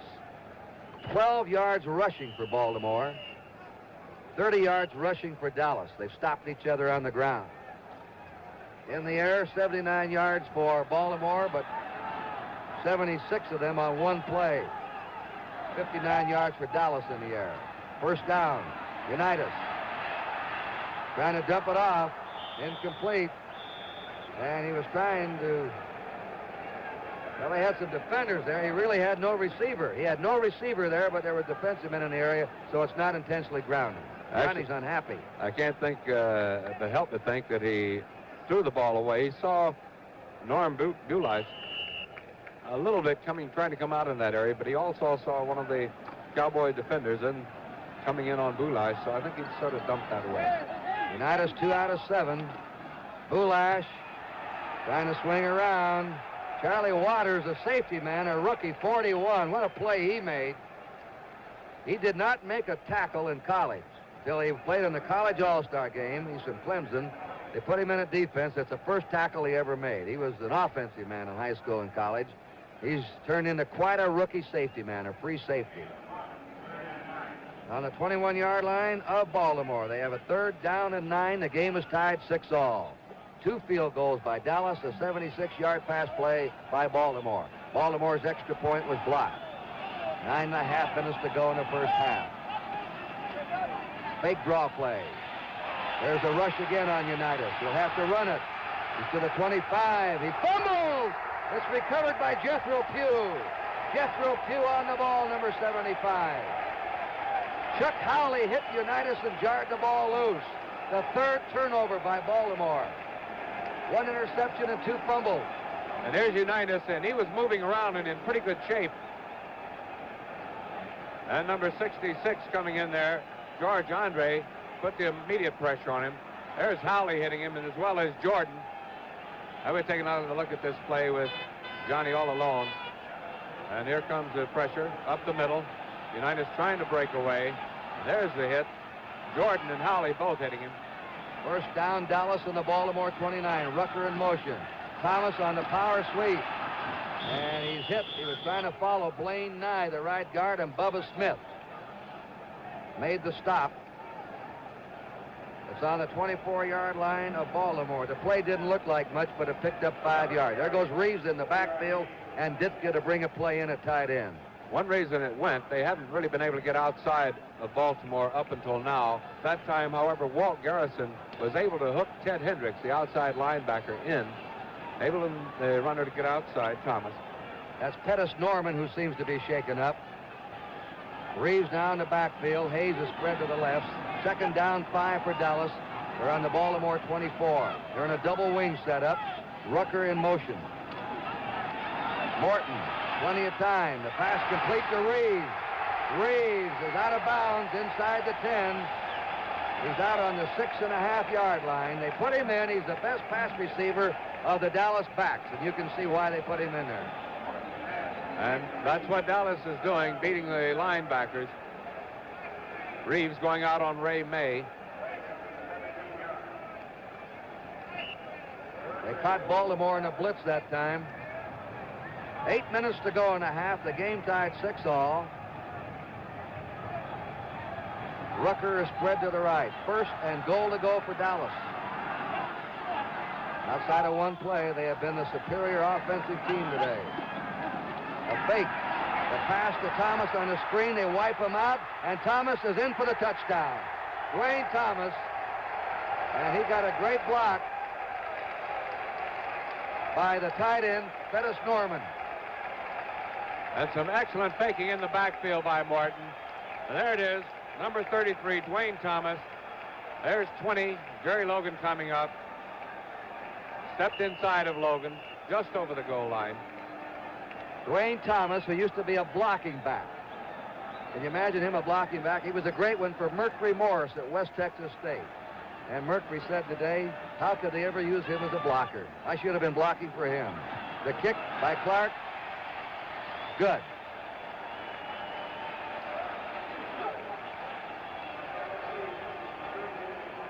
So the Cowboys have made their own luck today. They had one bad break, if you want to be a Cowboy fan, a deflected pass. On the look at the touchdown play, Morton, good faking, as we mentioned, in the backfield. Dropping it out to Dwayne Thomas. Thomas stepping inside of Jerry Logan, number 20. And just falling over the goal line as Billy Ray Smith came in to make the tackle. Kyle Baltimore has had 3 turnovers. They fumbled the ball away twice. Unitas has fumbled once. Gartine fumbled a punt, and they've had a pass interception. And Dallas has not had a turnover, and that's the story so far. Duncan takes it on the 8. Comes to the 20. He's up to the 30. This is a typical Duncan return as he runs it back to his 38-yard line. And the tackle is made there by Richmond Flowers, a former high hurdler at the University of Tennessee. Remember the Bing Crosby Pro-Am Golf later today on NBC, live from Pebble Beach. First down, the Baltimore Colts trailing 13-6 on their own 38-yard line. Nowatzki and Bulash set behind Unitas. Jefferson right, Hinton left. The pass is... There's going to be a flag. That's an interception, but I think you're going to have an interference call here. The pass was intended for Jefferson, and we have pass interference on Herb Adderley.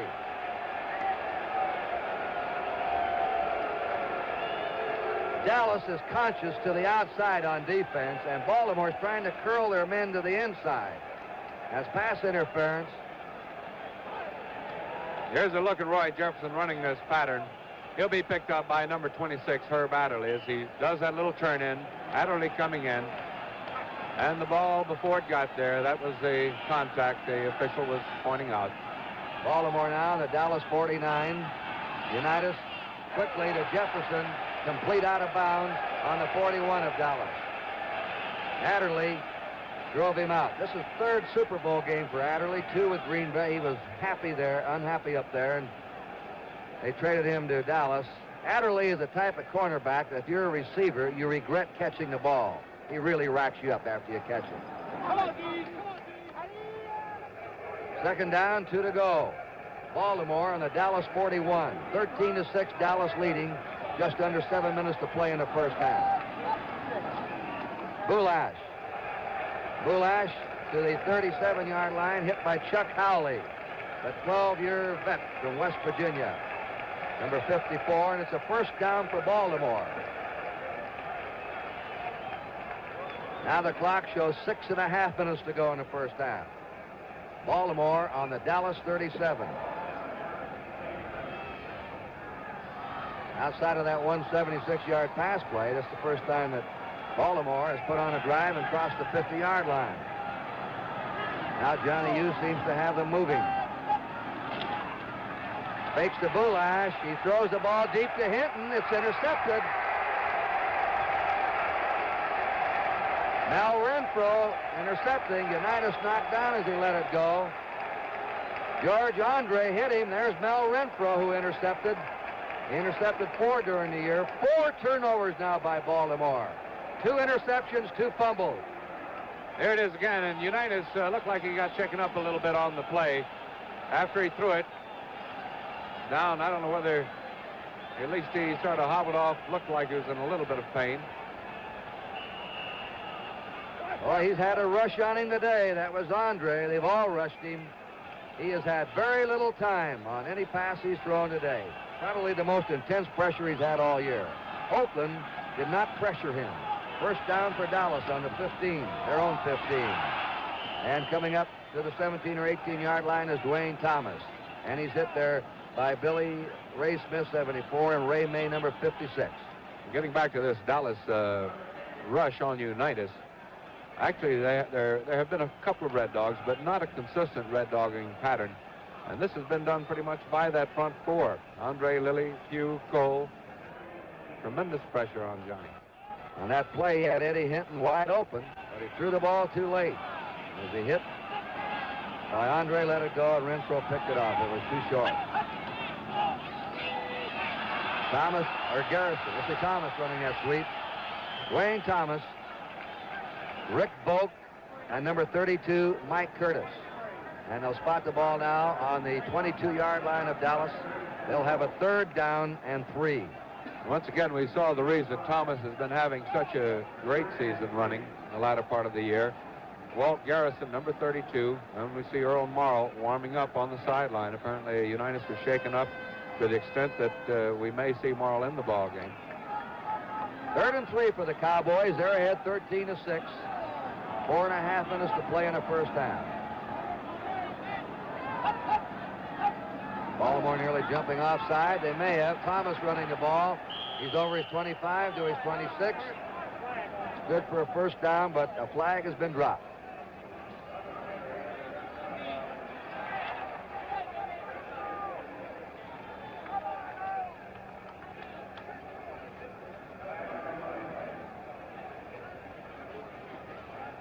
Craig Morton, the captain on offense.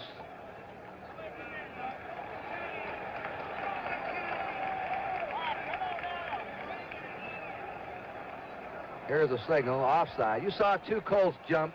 Looked like the 2 interior tackles. Johnny Unitas, who has been under the real gun today with a tremendous Dallas pass rush, evidently something under his right shoulder. It's an ice pack he has on to prevent swelling. First down for Dallas. Morton is screened to Thomas. Thomas being pursued by Bubba Smith, gets away from him. What a move that was. Looked like a ballet dancer on that one. What a move as he spun away from Bubba Smith, who appeared to have him hemmed in. It's Tom Landry sending a play in now. Watch this move. And a good fake to Garrison. Now just a little lob out to Thomas. And convoyed there by Rayfield Wright, 70, Blaine Nye, 61. And a great spin by Thomas himself.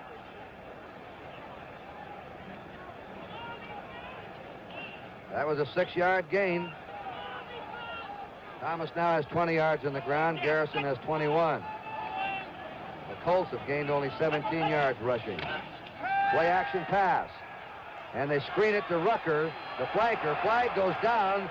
Rucker is ridden to the turf by number 21, Rick Volk. But they dropped the flag. Looks like we have pushing, offensive pushing.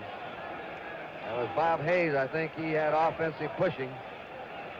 Bob Hayes was the man that committed a foul. And they're talking now to Fred Miller, the defensive captain, number 76.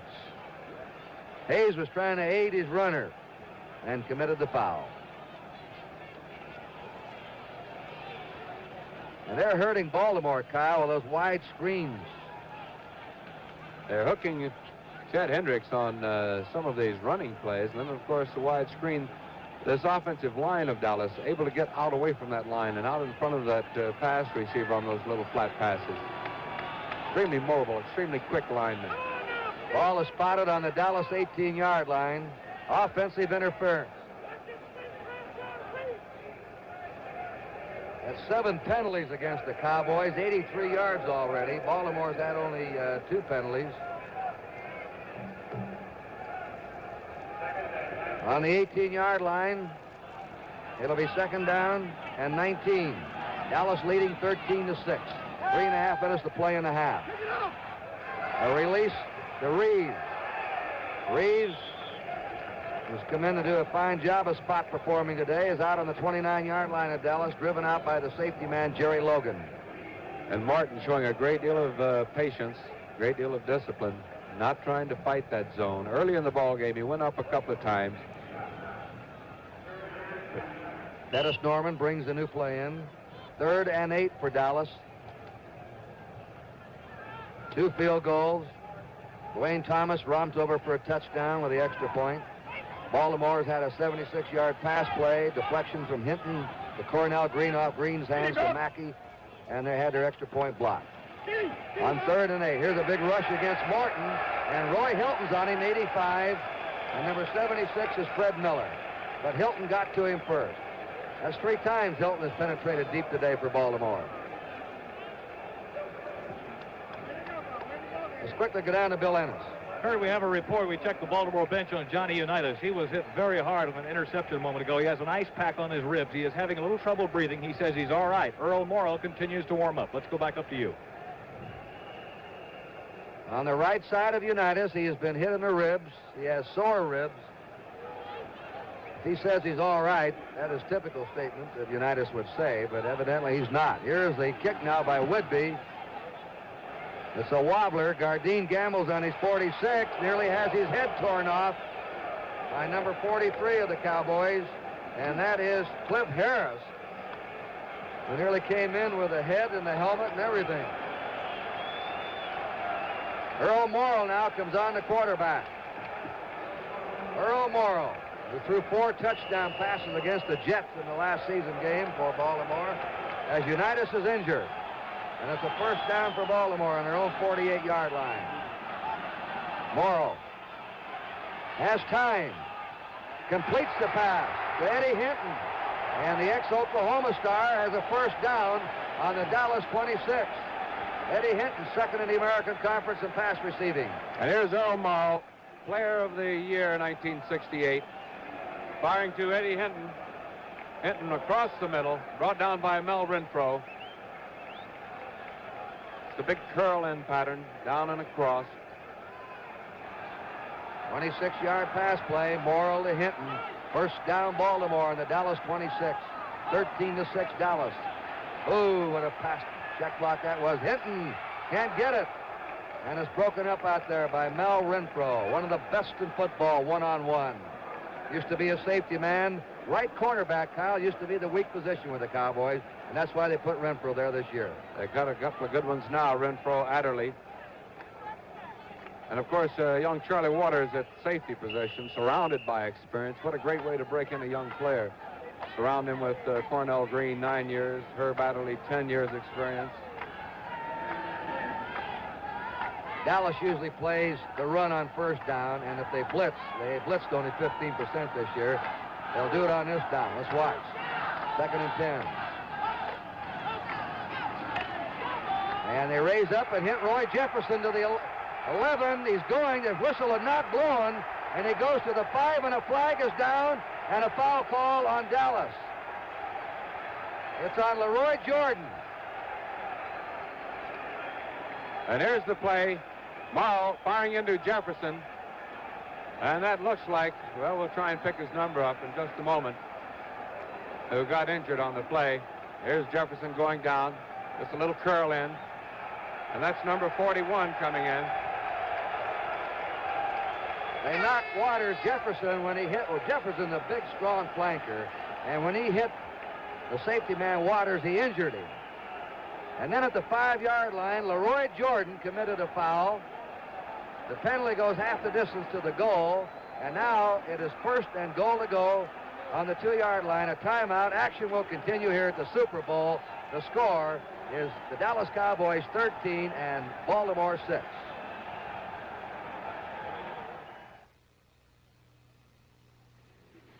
For some reason, people think all airlines are the same. They're not. Several airlines bought 747s. But TWA built the first 747 terminal. TWA was the first airline to give you private customs and immigration facilities. Most other airlines still share. Only TWA gives you a choice of 2 movies on every movie flight.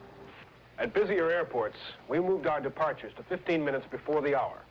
So thousands of our passengers beat the crowds every day. For years, the coach passenger has helped pay our bills. We're paying him back with a whole new coach service on TWA ambassador flights. Whether you're flying in the United States or around the world, it pays to spend your money carefully. All airlines are not the same.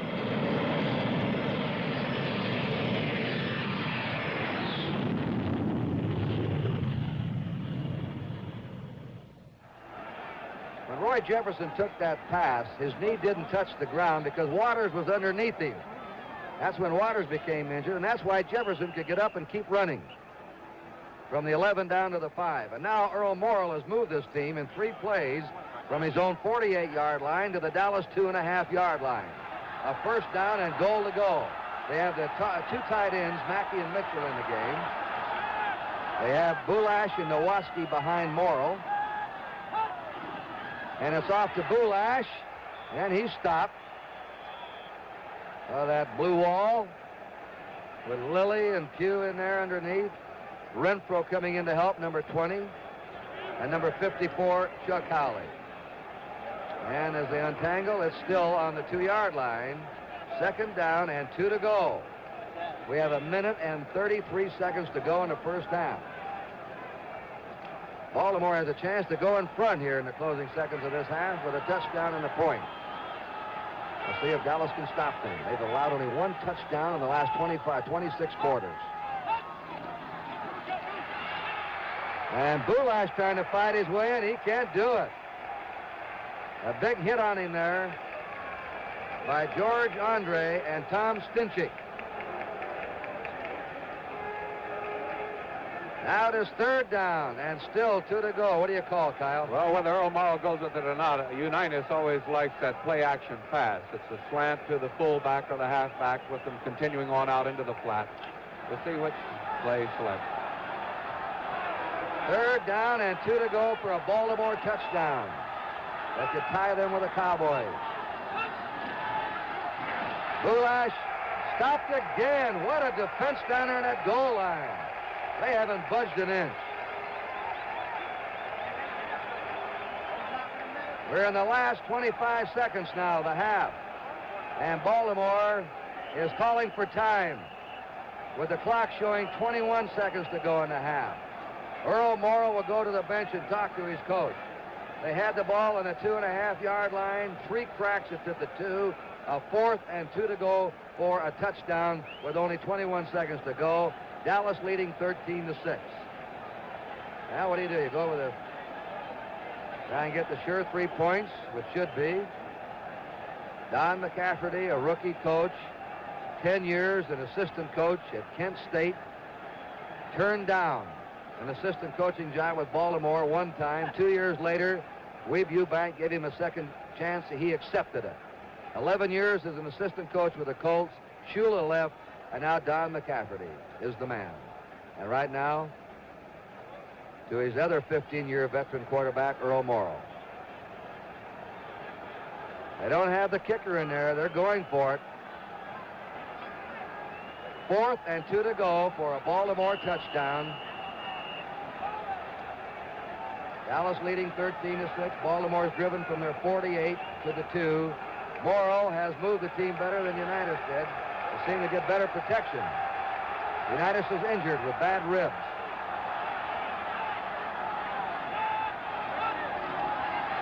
They're going to pass for it. They shoot it out, and it's incomplete. They're trying to hit Tom Mitchell, the tight end, and he stumbled going into the end zone. Mitchell was trying to slither through. He stumbled. He was delayed coming off the line, held up. And also on a 4th down pass into the end zone, it normally comes out to the 20-yard line. That's what it'll be. What a magnificent goal line defense by the Dallas Cowboys.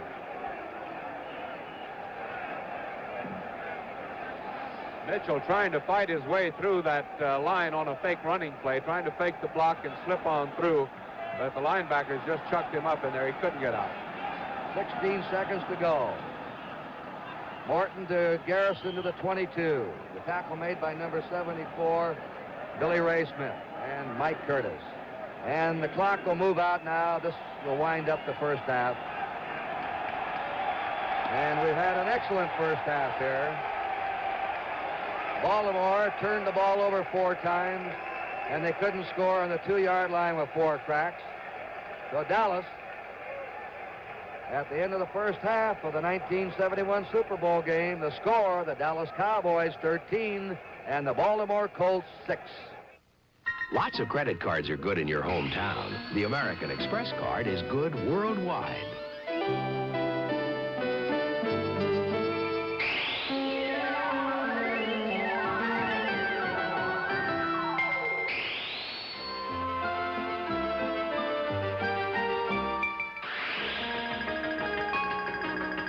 The American Express card, the new money worldwide.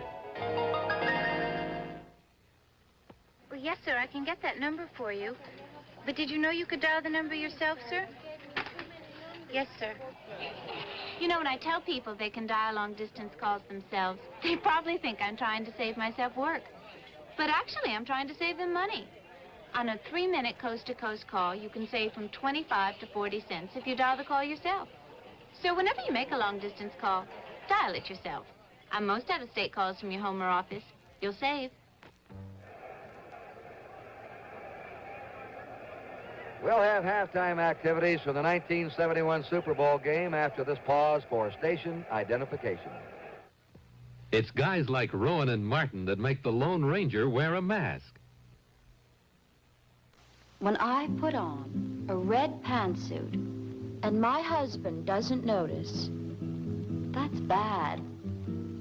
So I watch my calories. That's good. There's only 2 calories in a big, bubbly 8-ounce glass of Fresca. No sugar, no cyclamates. It's an honest-to-goodness diet soft drink. I like Fresca. Let's go to the Tropicana in Las Vegas, where Harrison Frank presents the winners. Clothing brands that put you way ahead in quality, value, fashion. Botany 500 clothing, Steinblock clothes, Austin Leeds hand-shaped suits, Christian Dior clothing. At Harrison Frank, you choose from the greatest clothing selection in the West. You'll find exactly the style that suits your personality, your particular taste. When you buy your clothing at Harrison Frank, you never gamble, you always pick a winner. Harrison Frank, 43 stores throughout the West, where the winning fashions are. Charge it. Folks, trade in your old Volkswagen on a brand new one. Is this a new one? Which Way, America, today at 5:30. Super Bowl V is brought to you by Chrysler Corporation, extra care in engineering. Your host today, your local Chrysler Plymouth dealer.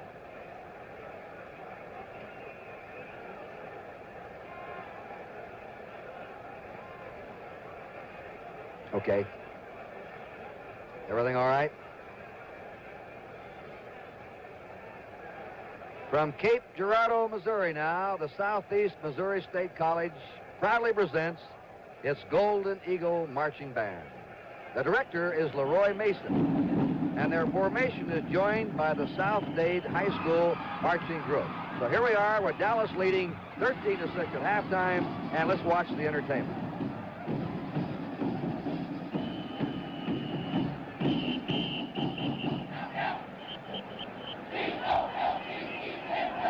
From Cape Girardeau, Missouri, Southeast Missouri State College proudly presents its Golden Eagles Marching Band.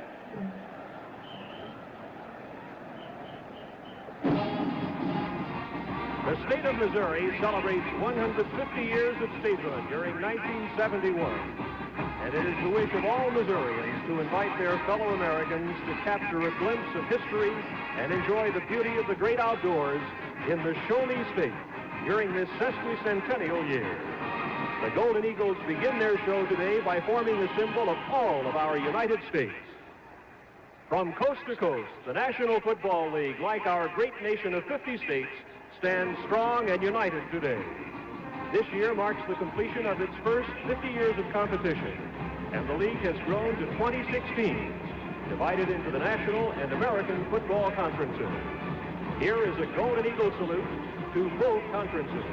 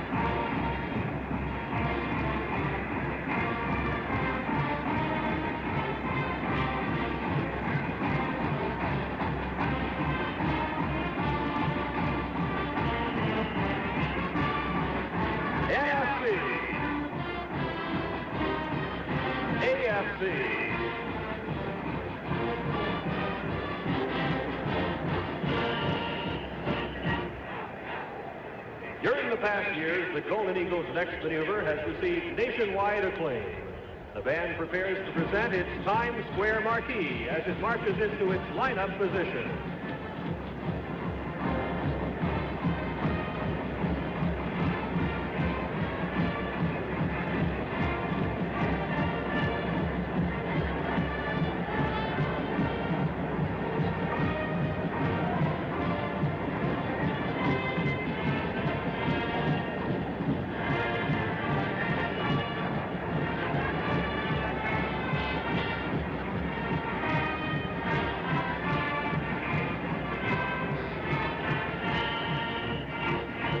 We invite you to watch the intricate maneuver made famous by the Golden Eagles as they salute the winner of this Super Bowl game today with letters floating endlessly across the field.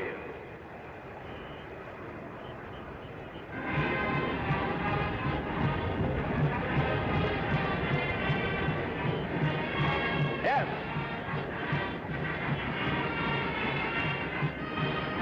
U.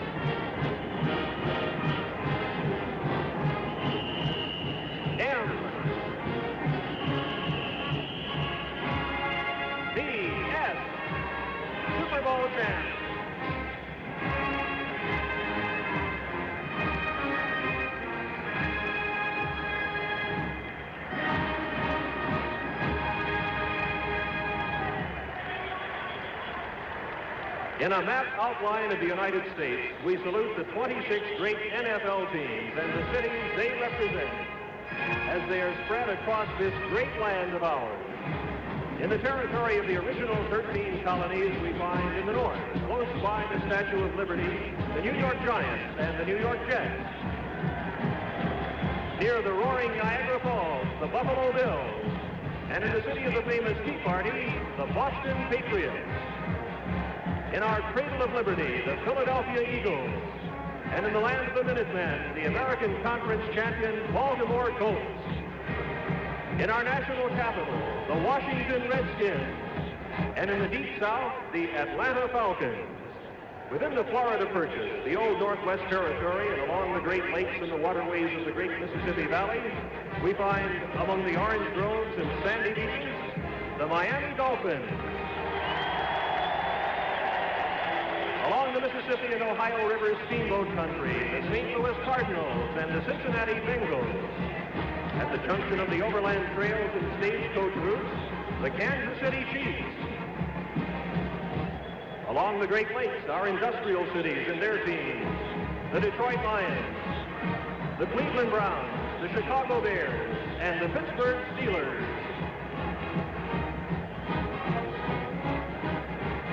In the winter wonderland of the Paul Bunyan country, the Minnesota Vikings and the Green Bay Packers.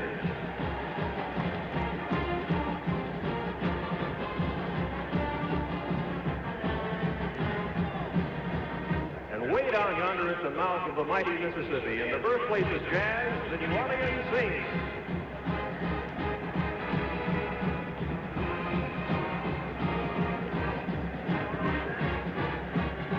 In the Lone Star State of Texas, land of the cowpokes and oil wells, the Houston Oilers and the National Conference champion Dallas Cowboys.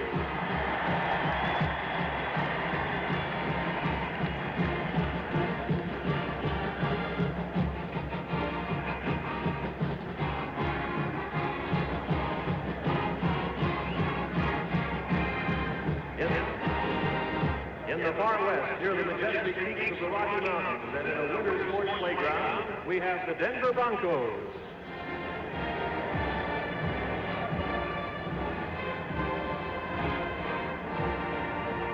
And on the West Coast, home of the great movie industry and the Oscars, the San Francisco 49ers, the Oakland Raiders, the San Diego Chargers, and the Los Angeles Rams. As we pay tribute to this National League of Competitive Sport, we reaffirm our faith in the country whose character it represents. Ladies and gentlemen, a voice of America, Miss Anita Bryant.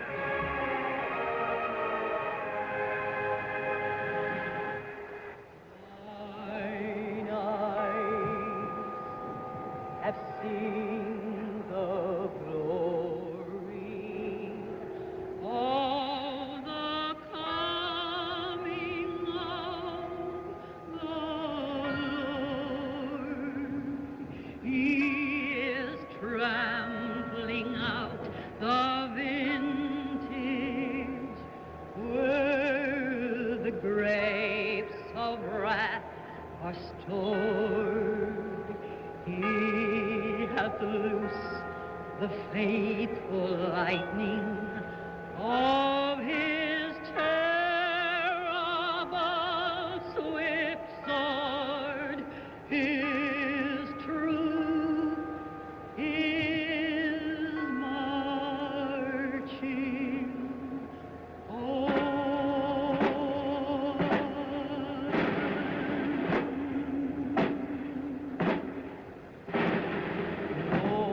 Glory, glory, hallelujah.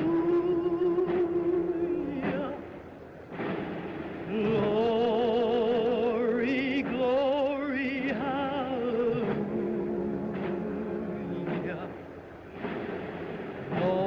Glory, glory, hallelujah. His truth is marching on. He has sounded forth the trumpets that shall never call retreat. He is sifting out the hearts of men before his judgment seat. Oh, be swift, my soul, to answer him. He jubile at my feet while God is marching on. Glory, glory, hallelujah. Glory, glory, hallelujah. Glory, glory, hallelujah. His truth is marching on.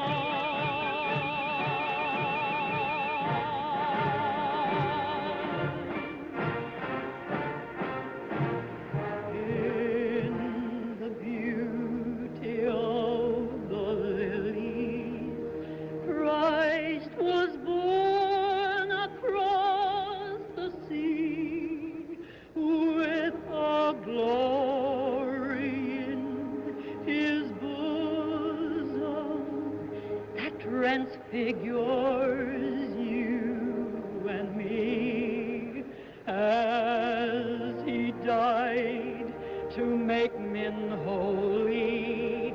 Let us die to make men free while God is marching on. Glory, glory, hallelujah. Glory, glory, hallelujah. Glory, glory, hallelujah. His truth is marching on. Glory, glory, hallelujah. Glory, glory, hallelujah. Glory, glory, hallelujah. His truth is marching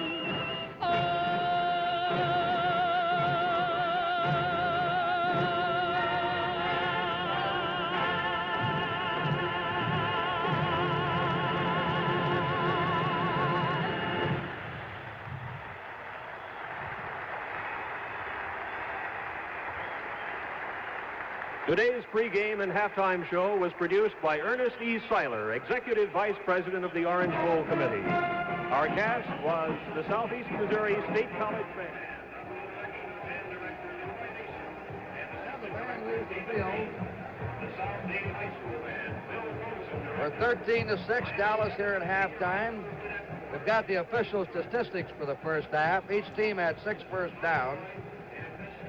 Baltimore had the most offensive yardage, most of them on one play, a 76-yard pass play, 154 yards to 135 yards for Dallas. In rushing, Baltimore only 19 yards rushing, 49 for Dallas. In passing, Baltimore 135 to 86. We have a wrong statistic here. The turnovers are the key to the first half. 2 interceptions by Dallas, and Baltimore's fumbled the ball away twice. They have here only 1 fumble, but Gardine fumbled a punt away and Unitas fumbled. Dallas has not had a turnover. They have played mistake-free ball, and of course the big ending of the half when Baltimore had the ball on the Dallas 2-yard line with a 1st and goal to go and couldn't punch it in. Well, as you point out, it really has been a matter of turnovers. Baltimore has stopped the Dallas running game, I would say, fairly well. 49 yards is holding that particular running offense pretty good. And also Dallas has held the Baltimore passing with the exception of that long pass play that resulted in the controversial, I'm sure, play from the Dallas Cowboys standpoint. Johnny Unitas passing to Eddie Hinton. This is the play, Unitas going back. He'll be passing for Eddie Hinton. Hinton will touch the ball. It'll be tipped up in the air. The Cowboys' Cornell Green also was in on the play, and the official said that he had also tipped it before it landed in the Colts' John Mackey's hands. Mackey, number 88, will catch it as he continues on. And there's Mackey just about ready to haul it in, and this was the long touchdown play that the Dallas Cowboys, I'm sure, were quite concerned about as to whether it was actually tipped by their Cornell Green or not. But thus far, it has been a matter of who's made the fewest mistakes. Dallas certainly not running all over Baltimore, doing a fairly good job. Baltimore not outpassing Dallas, certainly, but doing a fairly good job. And it's been the fumbles and the interceptions. Now the Colts are coming back on. We'll get word just before the half. You think they'll continue with Morrow? I think so. If Johnny's not able to play, you know, it's just a matter of whether he is physically able to or not. I know if he is, I think they will go back with Unitas. We're going to take a look now at Dwayne Thomas's touchdown run. This is after the Dallas Cowboys had scooped up Johnny Unitas' fumble. And here's Morton now feeding Thomas. And this is just a little dump pass off to the right. Good blocking out in front. And this will be number 20, Volk, coming in, I think, to try to make the tackle. And just misses as he goes across. Billy Ray Smith makes the tackle. Well, the score is Dallas 13 and Baltimore 6 as we get ready for the second half kickoff of the 1971 Super Bowl game. When your company orders a copier from 3M, we want you to receive the copier that's going to do your business the most good. For example, we have a compact desktop unit, ideal for a few copies a day. On the other hand, there's a copier that's completely automatic, from feeding originals to sorting copies into sets. We also have a machine that features continuous stream feeding of originals, and a new high-speed copier that creates sharp, black-on-white copies on ordinary bond weight paper. And if you want color, 3M now offers a machine that reproduces any original in full color. So let us help you decide which 3M copier can lower your copying cost. See and compare them all at your 3M Business Products Center. As we mentioned in the first quarter, the very first Super Bowl winner was coached by Vince Lombardi. And the following year, his team came back and they won it again. Vince won't be with us today. And Brian Piccolo, the Bears running back, won't be on hand for today's game either because cancer claimed them both. Now, scientists and physicians tell us that we can beat cancer, but it's going to take continuing research. The National Football League is asking for your help. Please, send $1 or 10 or whatever you can to Super Bowl Cancer Fund, Box 800, Grand Central Station, New York, New York, zip code 117. Believe me, this disease can be beaten. Thank you very much.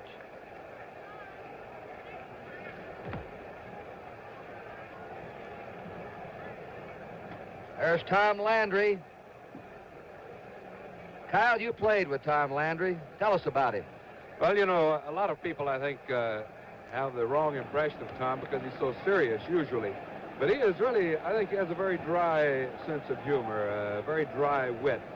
But what makes him so serious is that, you know, he's calling the plays, and he is always a play or two ahead of what's happening on the field. And he can't go around being a cheerleader, patting guys on the back and saying nice going. He is constantly thinking about what's going on.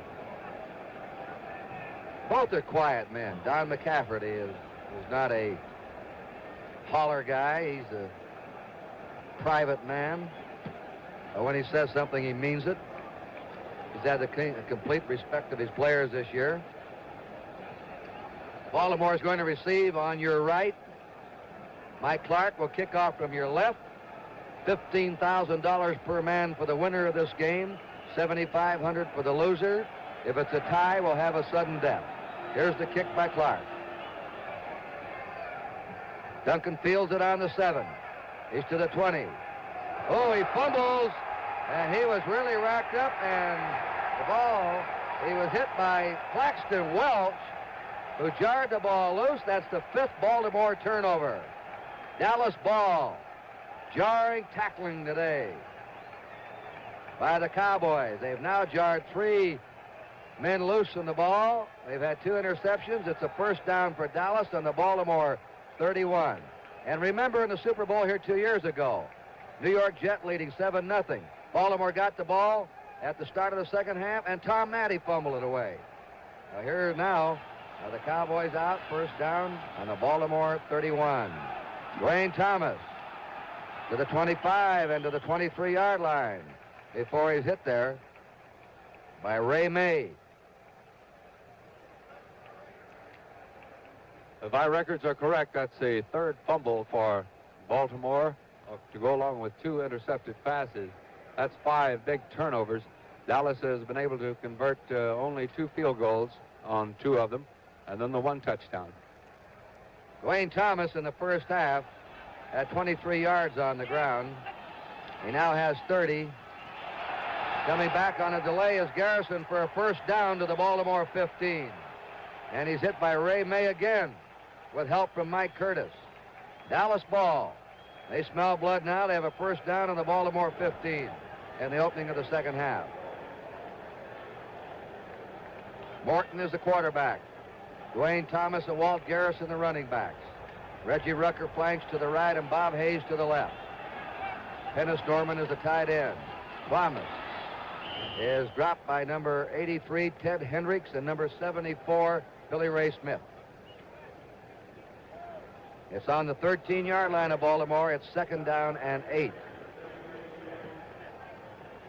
Going off is Hendricks, and coming on to replace him is Bob Grant, number 51. Hendricks was injured on that last play, the outside right linebacker. 2nd down, 8. Dallas Cowboys in the Baltimore 13. Garrison cutting back, and he's to the 7-yard line.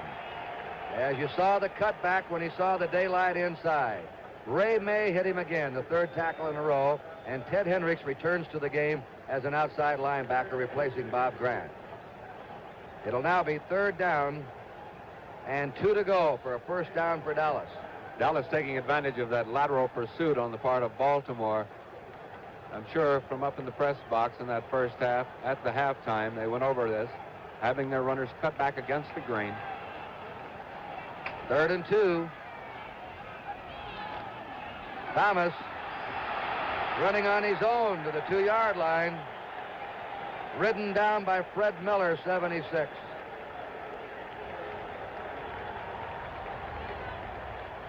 There's another look at it, as you would look at it from the end zone. Brought down by Fred Miller, and Miller, I think, giving him the tackle from the angle in which he was pursuing him, gained another yard for Dallas. Calvin Hill comes in now. Reggie Rucker goes out. Garrison stays in. And they're going into their... They'll have Thomas and Hill with the 2 tight ends. The old standard T. They give it to Thomas. And Thomas trying to spin to that goal line. And he's in. Wait a minute, he fumbled at the goal line.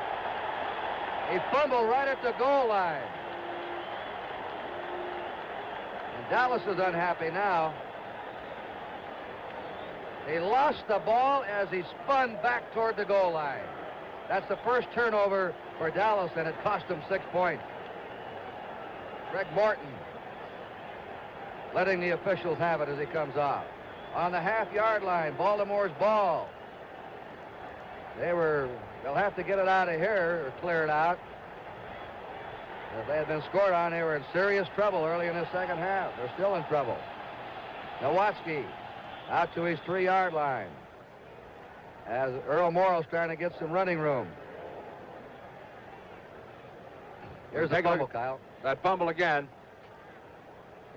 And as they're driving in, this is Thomas trying to spin around. And there goes the ball down. And it looked like Billy Ray Smith, 74, recovered it.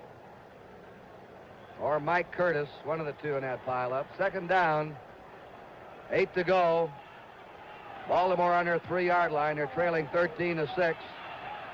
Boulash trying to find an opening. He just can't get any running room today. The big rookie from TCU who's going to get married next Saturday. Now down to Bill Ennis. Let's quickly go down to Bill Ennis. Kurt, Earl Morrow is the quarterback. As you know, Johnny Unitas has not come back out on the field. Right now, we understand from the Baltimore bench, he is having his ribs x-rayed, and it is not known at this time whether he will be back or not. But right now, this ball game is in the hands of Earl Morrow. Back up to you. We'd say it would be doubtful. Unitas said in the first half, we said earlier, I'm all right, but he really got a crack from George Andre. It damaged those ribs. Very painful condition. Third down now and 4. Baltimore on their 7-yard line. And roaring through goes Norm Boulash out to his 14. A first down for the Colts. Boulash. Interesting story about him. Watch this blocking. Curry going off to his left. Wrestler making the little short trap, number 62. And Boulash right between. Just a short trap. The left guard and the center. And Boulash leaves the game. He's replaced by Sam Haverlack, number 17. First down, Baltimore in their 14. Now they've got some operating room. Earl Morrow, pump faking. Fires to Hinton. Hinton can't get it. And defending there with him was Mel Renfro, right on him like a piece of adhesive tape. Second down, 10. A lot of bumping going on downfield, but of course Renfro can do that until that ball is put in the air, and he'd given Hinton a pretty good chuck as he came down about 10 yards. And Hinton, of course, was slowed down by that contact, trying to fight his way out to the sideline. Renfro plays his receiver tighter than Adderley does. Adderley usually plays loose. Second down, 10. Baltimore on their own 14-yard line. Dallas leading 13-6 in the third period. Right down the middle to Haverlack at the 30. Haverlack at the 35 to the 39. A second-year man from Bucknell, Sam Haverlack, tackled by Mel Renfro, and Baltimore has a first down. Put it on their 40. And as you can see, Baltimore doesn't lose much efficiency when they change quarterbacks. Earl Morrall, who led the Colts into the Super Bowl 2 years ago, certainly effective in this drive. His coach, McCafferty, when asked if anything happened to Unitas, he said, I don't worry. I've got a great quarterback behind him. Earl Morrall. First down, Baltimore on their 40. A draw play to Nowatzki. Nowatzki striding to his 46-yard line. The hit was made by Jethro Pugh, number 1, and then Dave Edwards, secondly. Cornell Green in the pileup. It's a gain of 6. Second down, 4 to go, and this drive started at the Baltimore half-yard line. And a smart call by Morrall. He's trying to cut down that tremendous charge by the Cowboy front four. Lilly, Pugh, Cole, Andre, trying to give them an off-speed play. Morrall now is 3 out of 6 in the game. Feeds it to Haverlack. Haverlack's to his 48-yard line. Dave Edwards, the outside left linebacker of Auburn, an 8-year man, brought him down. The Dallas linebackers are not big. They're among the smallest in pro football, but they're very, very quick. Third down, and a foot to go. Don McCafferty brings Eddie Hinton out. Haverlack comes out. Now they want some power in there. The extra tight end's gone in. And Bulash is back in. On the 49-yard line of Baltimore, 3rd and a foot. And he's at the 50. Looks like he has the first down, Bulash. We pause briefly for station identification. This is the NBC Television Network. Inquiry with Sheriff Peter Pitches at 5 on KNBC Los Angeles. This is Kurt Gowdy, Kyle Rote, and Bill Ennis from the Super Bowl. A first down for the Baltimore Colts. Eddie Hinton comes back in as flanking back. Tom Mitchell, a tight end, leaves the game. Baltimore on their 50-yard line, or just nudging into Dallas territory. Where the ball is resting now is emblematic of the Vince Lombardi Trophy, which will be the official trophy for the Super Bowl winner. And its outline is on the field in silver and black. You'll see it in the winner's clubhouse after the game. Morrow going to the sideline to Jefferson, and it's incomplete. Herb Adderley, and Jefferson scrambling for the ball. Adderley, a great running back at Michigan State. The late Coach Lombardi said, I nearly made a mistake and put that boy on offense. Luckily, I got him on defense where he became one of the greats. Action will continue here at the Super Bowl. The score, the Dallas Cowboys 13, the Baltimore Colts 6. Razor blade shimmy. You can't see it happen on your face, so I'll show you what it's like on this bar of soap. Double-edged blade shimmy, because the razor doesn't hold them very firmly. Band razors don't make shaving any smoother. They have a shimmy all their own. Fortunately, there's the Schick injector system, with a razor that locks the blade in this tight. That controls the shimmy, so you shave your whiskers much smoother, more evenly. The Schick injector system. Try it. To the equitable agent, no two people are alike. Is there anyone else in the whole human race with your kind of style and your kind of grace? No two people are exactly alike, and that's what the equitable agent never forgets. All his training and thinking are shaped around you and your life insurance needs. To the equitable agent, There's nobody else exactly like you. Nobody else like you. 2nd and long for Baltimore, so 2 extra linebackers go in, D.D. Lewis and Tom Stinchik for Dallas, and an extra secondary man, Mark Washington. Edwards and Howley leave the game, and we'll have a 3-man rush. Pugh went out as the lineman. 3 men up front now. They're looking for the pass on 2nd and 10. Baltimore on the 50-yard line. Big rush on him. And he read it, and he hit Bulash at the 43 of Dallas. They were blitzing on it with a 3-man prevent. Charlie Waters making the tackle. And here's Earl. You'll see Mark Washington, number 46, come flying through there. There's Andre coming out to the right. And another Red Dog, 56, Tom Stinchik. And he got it away just in time. Bulash with a good reception. 3rd and 4 now. Ray Perkins comes in, and Bulash has gone out. They have 3 wide receivers in now, Baltimore. Morrow. Bad pass. Right in the hand of Leroy Jordan. Pass was intended for Perkins, Ray Perkins, and Morrow threw a bad pass. And Howley had Jordan had a wide open shot at it. And O'Brien is coming in now to try a long field goal. Jim O'Brien. Oh, trying to hit Perkins down there, and there were 3 linebackers for Dallas in that one area, D.D. Lewis, Leroy Jordan, and Chuck Howley. This will be a 52-yard field goal attempt by Jim O'Brien. Earl Morrill is holding, and back is Mel Renfro as a safety man for Dallas. The kick is up there, and it is fading to the left. And is going to be dead on the 1-inch line. Dead on the 1-inch line. You can't, that's almost like pitching pennies. Action will continue here at the Super Bowl. The score, the Dallas Cowboys 13 and the Baltimore Colts 6. It's a fact.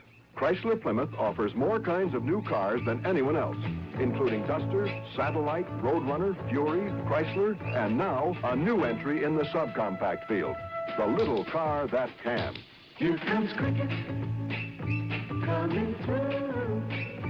Chrysler Plymouth, coming through. New Cricket from Plymouth has 4 doors and gives you family-sized room. Gives you good gas economy. And things you can't get in some other import-sized cars, like power disc brakes in front, standard. Big 14 cubic foot trunk. And Cricket is Chrysler engineered, Chrysler built. Cricket, only $19.15, manufacturer's suggested retail price, excluding state and local taxes, destination and suggested dealer new car preparation charges, at selected Plymouth dealers.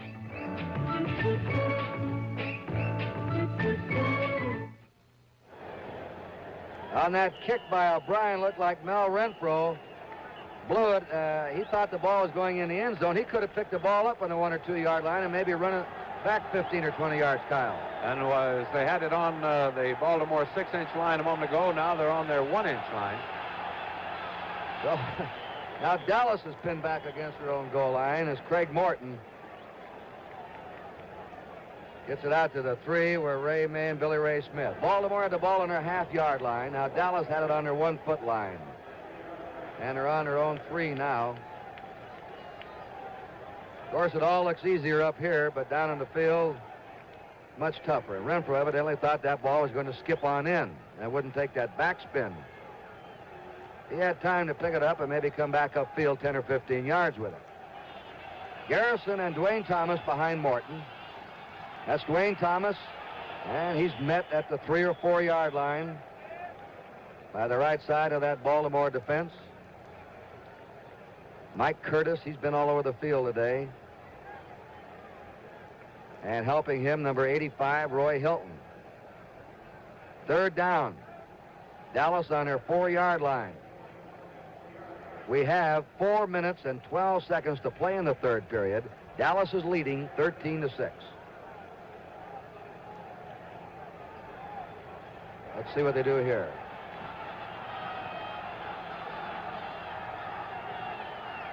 They put Reggie Rucker in motion, the flanker. They stop the play at the 3. And nearly jumping off was Billy Ray Smith. Roy Hilton making that tackle in the Cowboys' backfield. Came across very strong. So it's 4th down now. The punting team is on, and Baltimore has a real shot now at some field position. You know, Baltimore's not tried to block a punt yet. They've just been holding up that Dallas team, but they have them backed up in this end zone. We'll see if they try and get in and block it. Gardine is the safety man. Ron Whitby punting. It's a good kick. Gardine takes it on the 48 of Dallas, trying to get outside. Look at that quickness of that Dallas coverage. A flag goes down. A flag went down, and I believe a clipping has been called. Might be clipping against Jack Maitland, I think.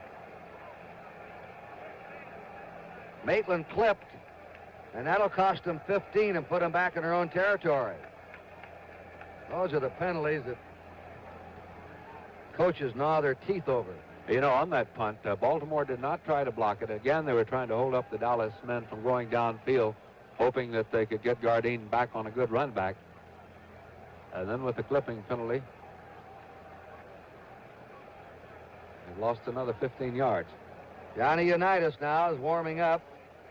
He injured his ribs in the 2nd quarter, had to leave the game when George Andre, the defensive right end of Dallas, hit him. He's had treatment, x-rays, and now there's a timeout. Action will continue here at the Super Bowl. The score is Dallas 13 and Baltimore 6. To the Equitable agent, no 2 people are alike. Is there anyone else in the whole human race with your kind of style and your kind of grace? No two people are exactly alike, and that's what the Equitable agent never forgets.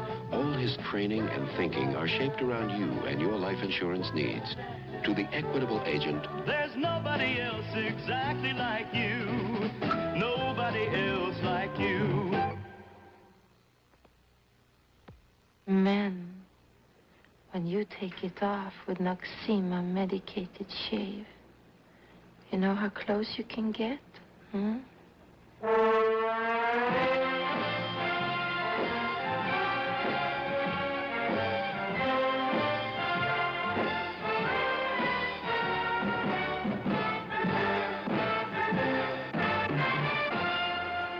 This close. They have X-ray facilities right here in the Orange Bowl. Unitas took preventive X-rays at the halftime to be sure he had nothing broken. He has damaged ribs, but maybe he'll be back in. 1st and 10 for Baltimore on their 39-yard line. They're trailing 13-6. They give the ball to Nowatzki. Nowatzki hit right along the line of scrimmage. Coming up was Herb Adderley, a deadly tackler on the outside to dump him. Let's go down to Bill Ennis. Kurt, the report on Johnny Unitas is that he does have a very, very slight hairline fracture in the right rib cage, and it is very doubtful he will see any more action this afternoon. However, he is heavily taped, and he is back out on the field. Now let's go back upstairs. A hairline fracture in the rib cage for Unitas. He's heavily taped, as Bill Ennis said. Doubtful if he'll be back.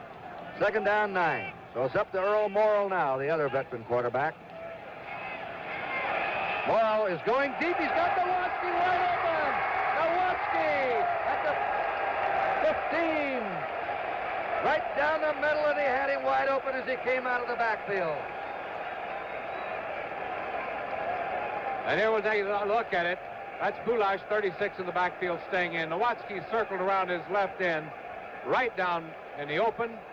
Looked like 54 Howley, 55 Jordan. Someone missed picking him up. There's Adderley coming in. Adderley saved the touchdown. And now it's 1st and 10 for Baltimore and the Dallas 15. The score is the Cowboys 13, the Colts 6. A minute and a half to go in the 3rd period. Morrill to Bulash. Bulash to the 12 of Dallas. Met there by Larry Cole first. Waters came up from the safety position, and Leroy Jordan and Dave Edwards. Dallas, a quick pursuing team, gang tackling. Morrill has now completed 5 out of 10 today for 127 yards. Baltimore has a lead in 1st down. Baltimore's moved the ball better this half than they did the 1st half. Unitas was 3 out of 9 before he left. Greg Morton is at 8 out of 16. 2nd down, 7 to go. The Colts on the Cowboy 12.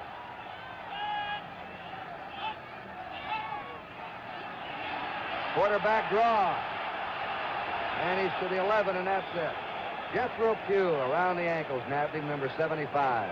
And saved the day with that little ankle tackle, too, because looked like Earl was being, if he could have gotten by him, he could have picked up one other blocker downfield.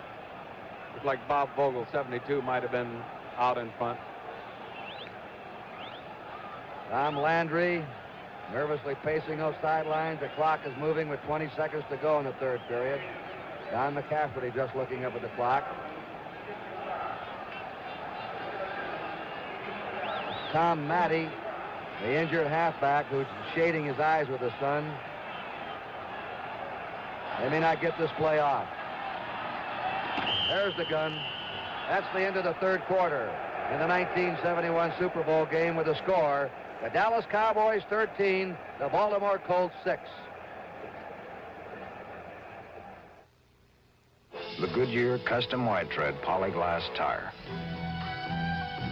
Portland, you still got a good 3 hours, lady. Thank you. Polyglass is mileage. Wow, those lights. Polyglass is traction. Fred, we there yet? Polyglass is strength. This is the Goodyear Custom Wide Tread Polyglass Tire. Inside, 2 fiberglass belts, plus today's most preferred tire body cord, polyester, pioneered by Goodyear. Traction. Strength. Long mileage, too. Polyglass is value. And remember, if it doesn't say Goodyear, it can't be Polyglass. 2 million people in Pakistan are faced with starvation, exposure, disease. The Pakistan flood was the worst natural disaster of this century. It will be a greater disaster if we don't care. Whatever amount you can to save the survivors, Pakistan Relief Fund, Box 1670, Washington, D.C., 20013. So this is Kurt Gowdy, Kyle Rote, Bill Ennis. We're going out of the 4th quarter of the Super Bowl. Baltimore had the ball on the Dallas 2-yard line at the end of the first half. 4 cracks, couldn't take it over. Now they're threatening again. One interesting thing, Baltimore has been a conservative team. No gimmicks today. During the year, they've always had a trick play or two in the game. They have not used a gimmick or trick play in this game yet. On 3rd down, Morrell's pass is intercepted in the end zone. And it's intercepted there by Chuck Howley. That's his 2nd interception. 6 turnovers for Baltimore today. 3 interceptions and 3 fumbles. He not only had the ball intercepted, I think he gets pretty good rush on him right here at the end, coming in from his left. There it is, George Andre.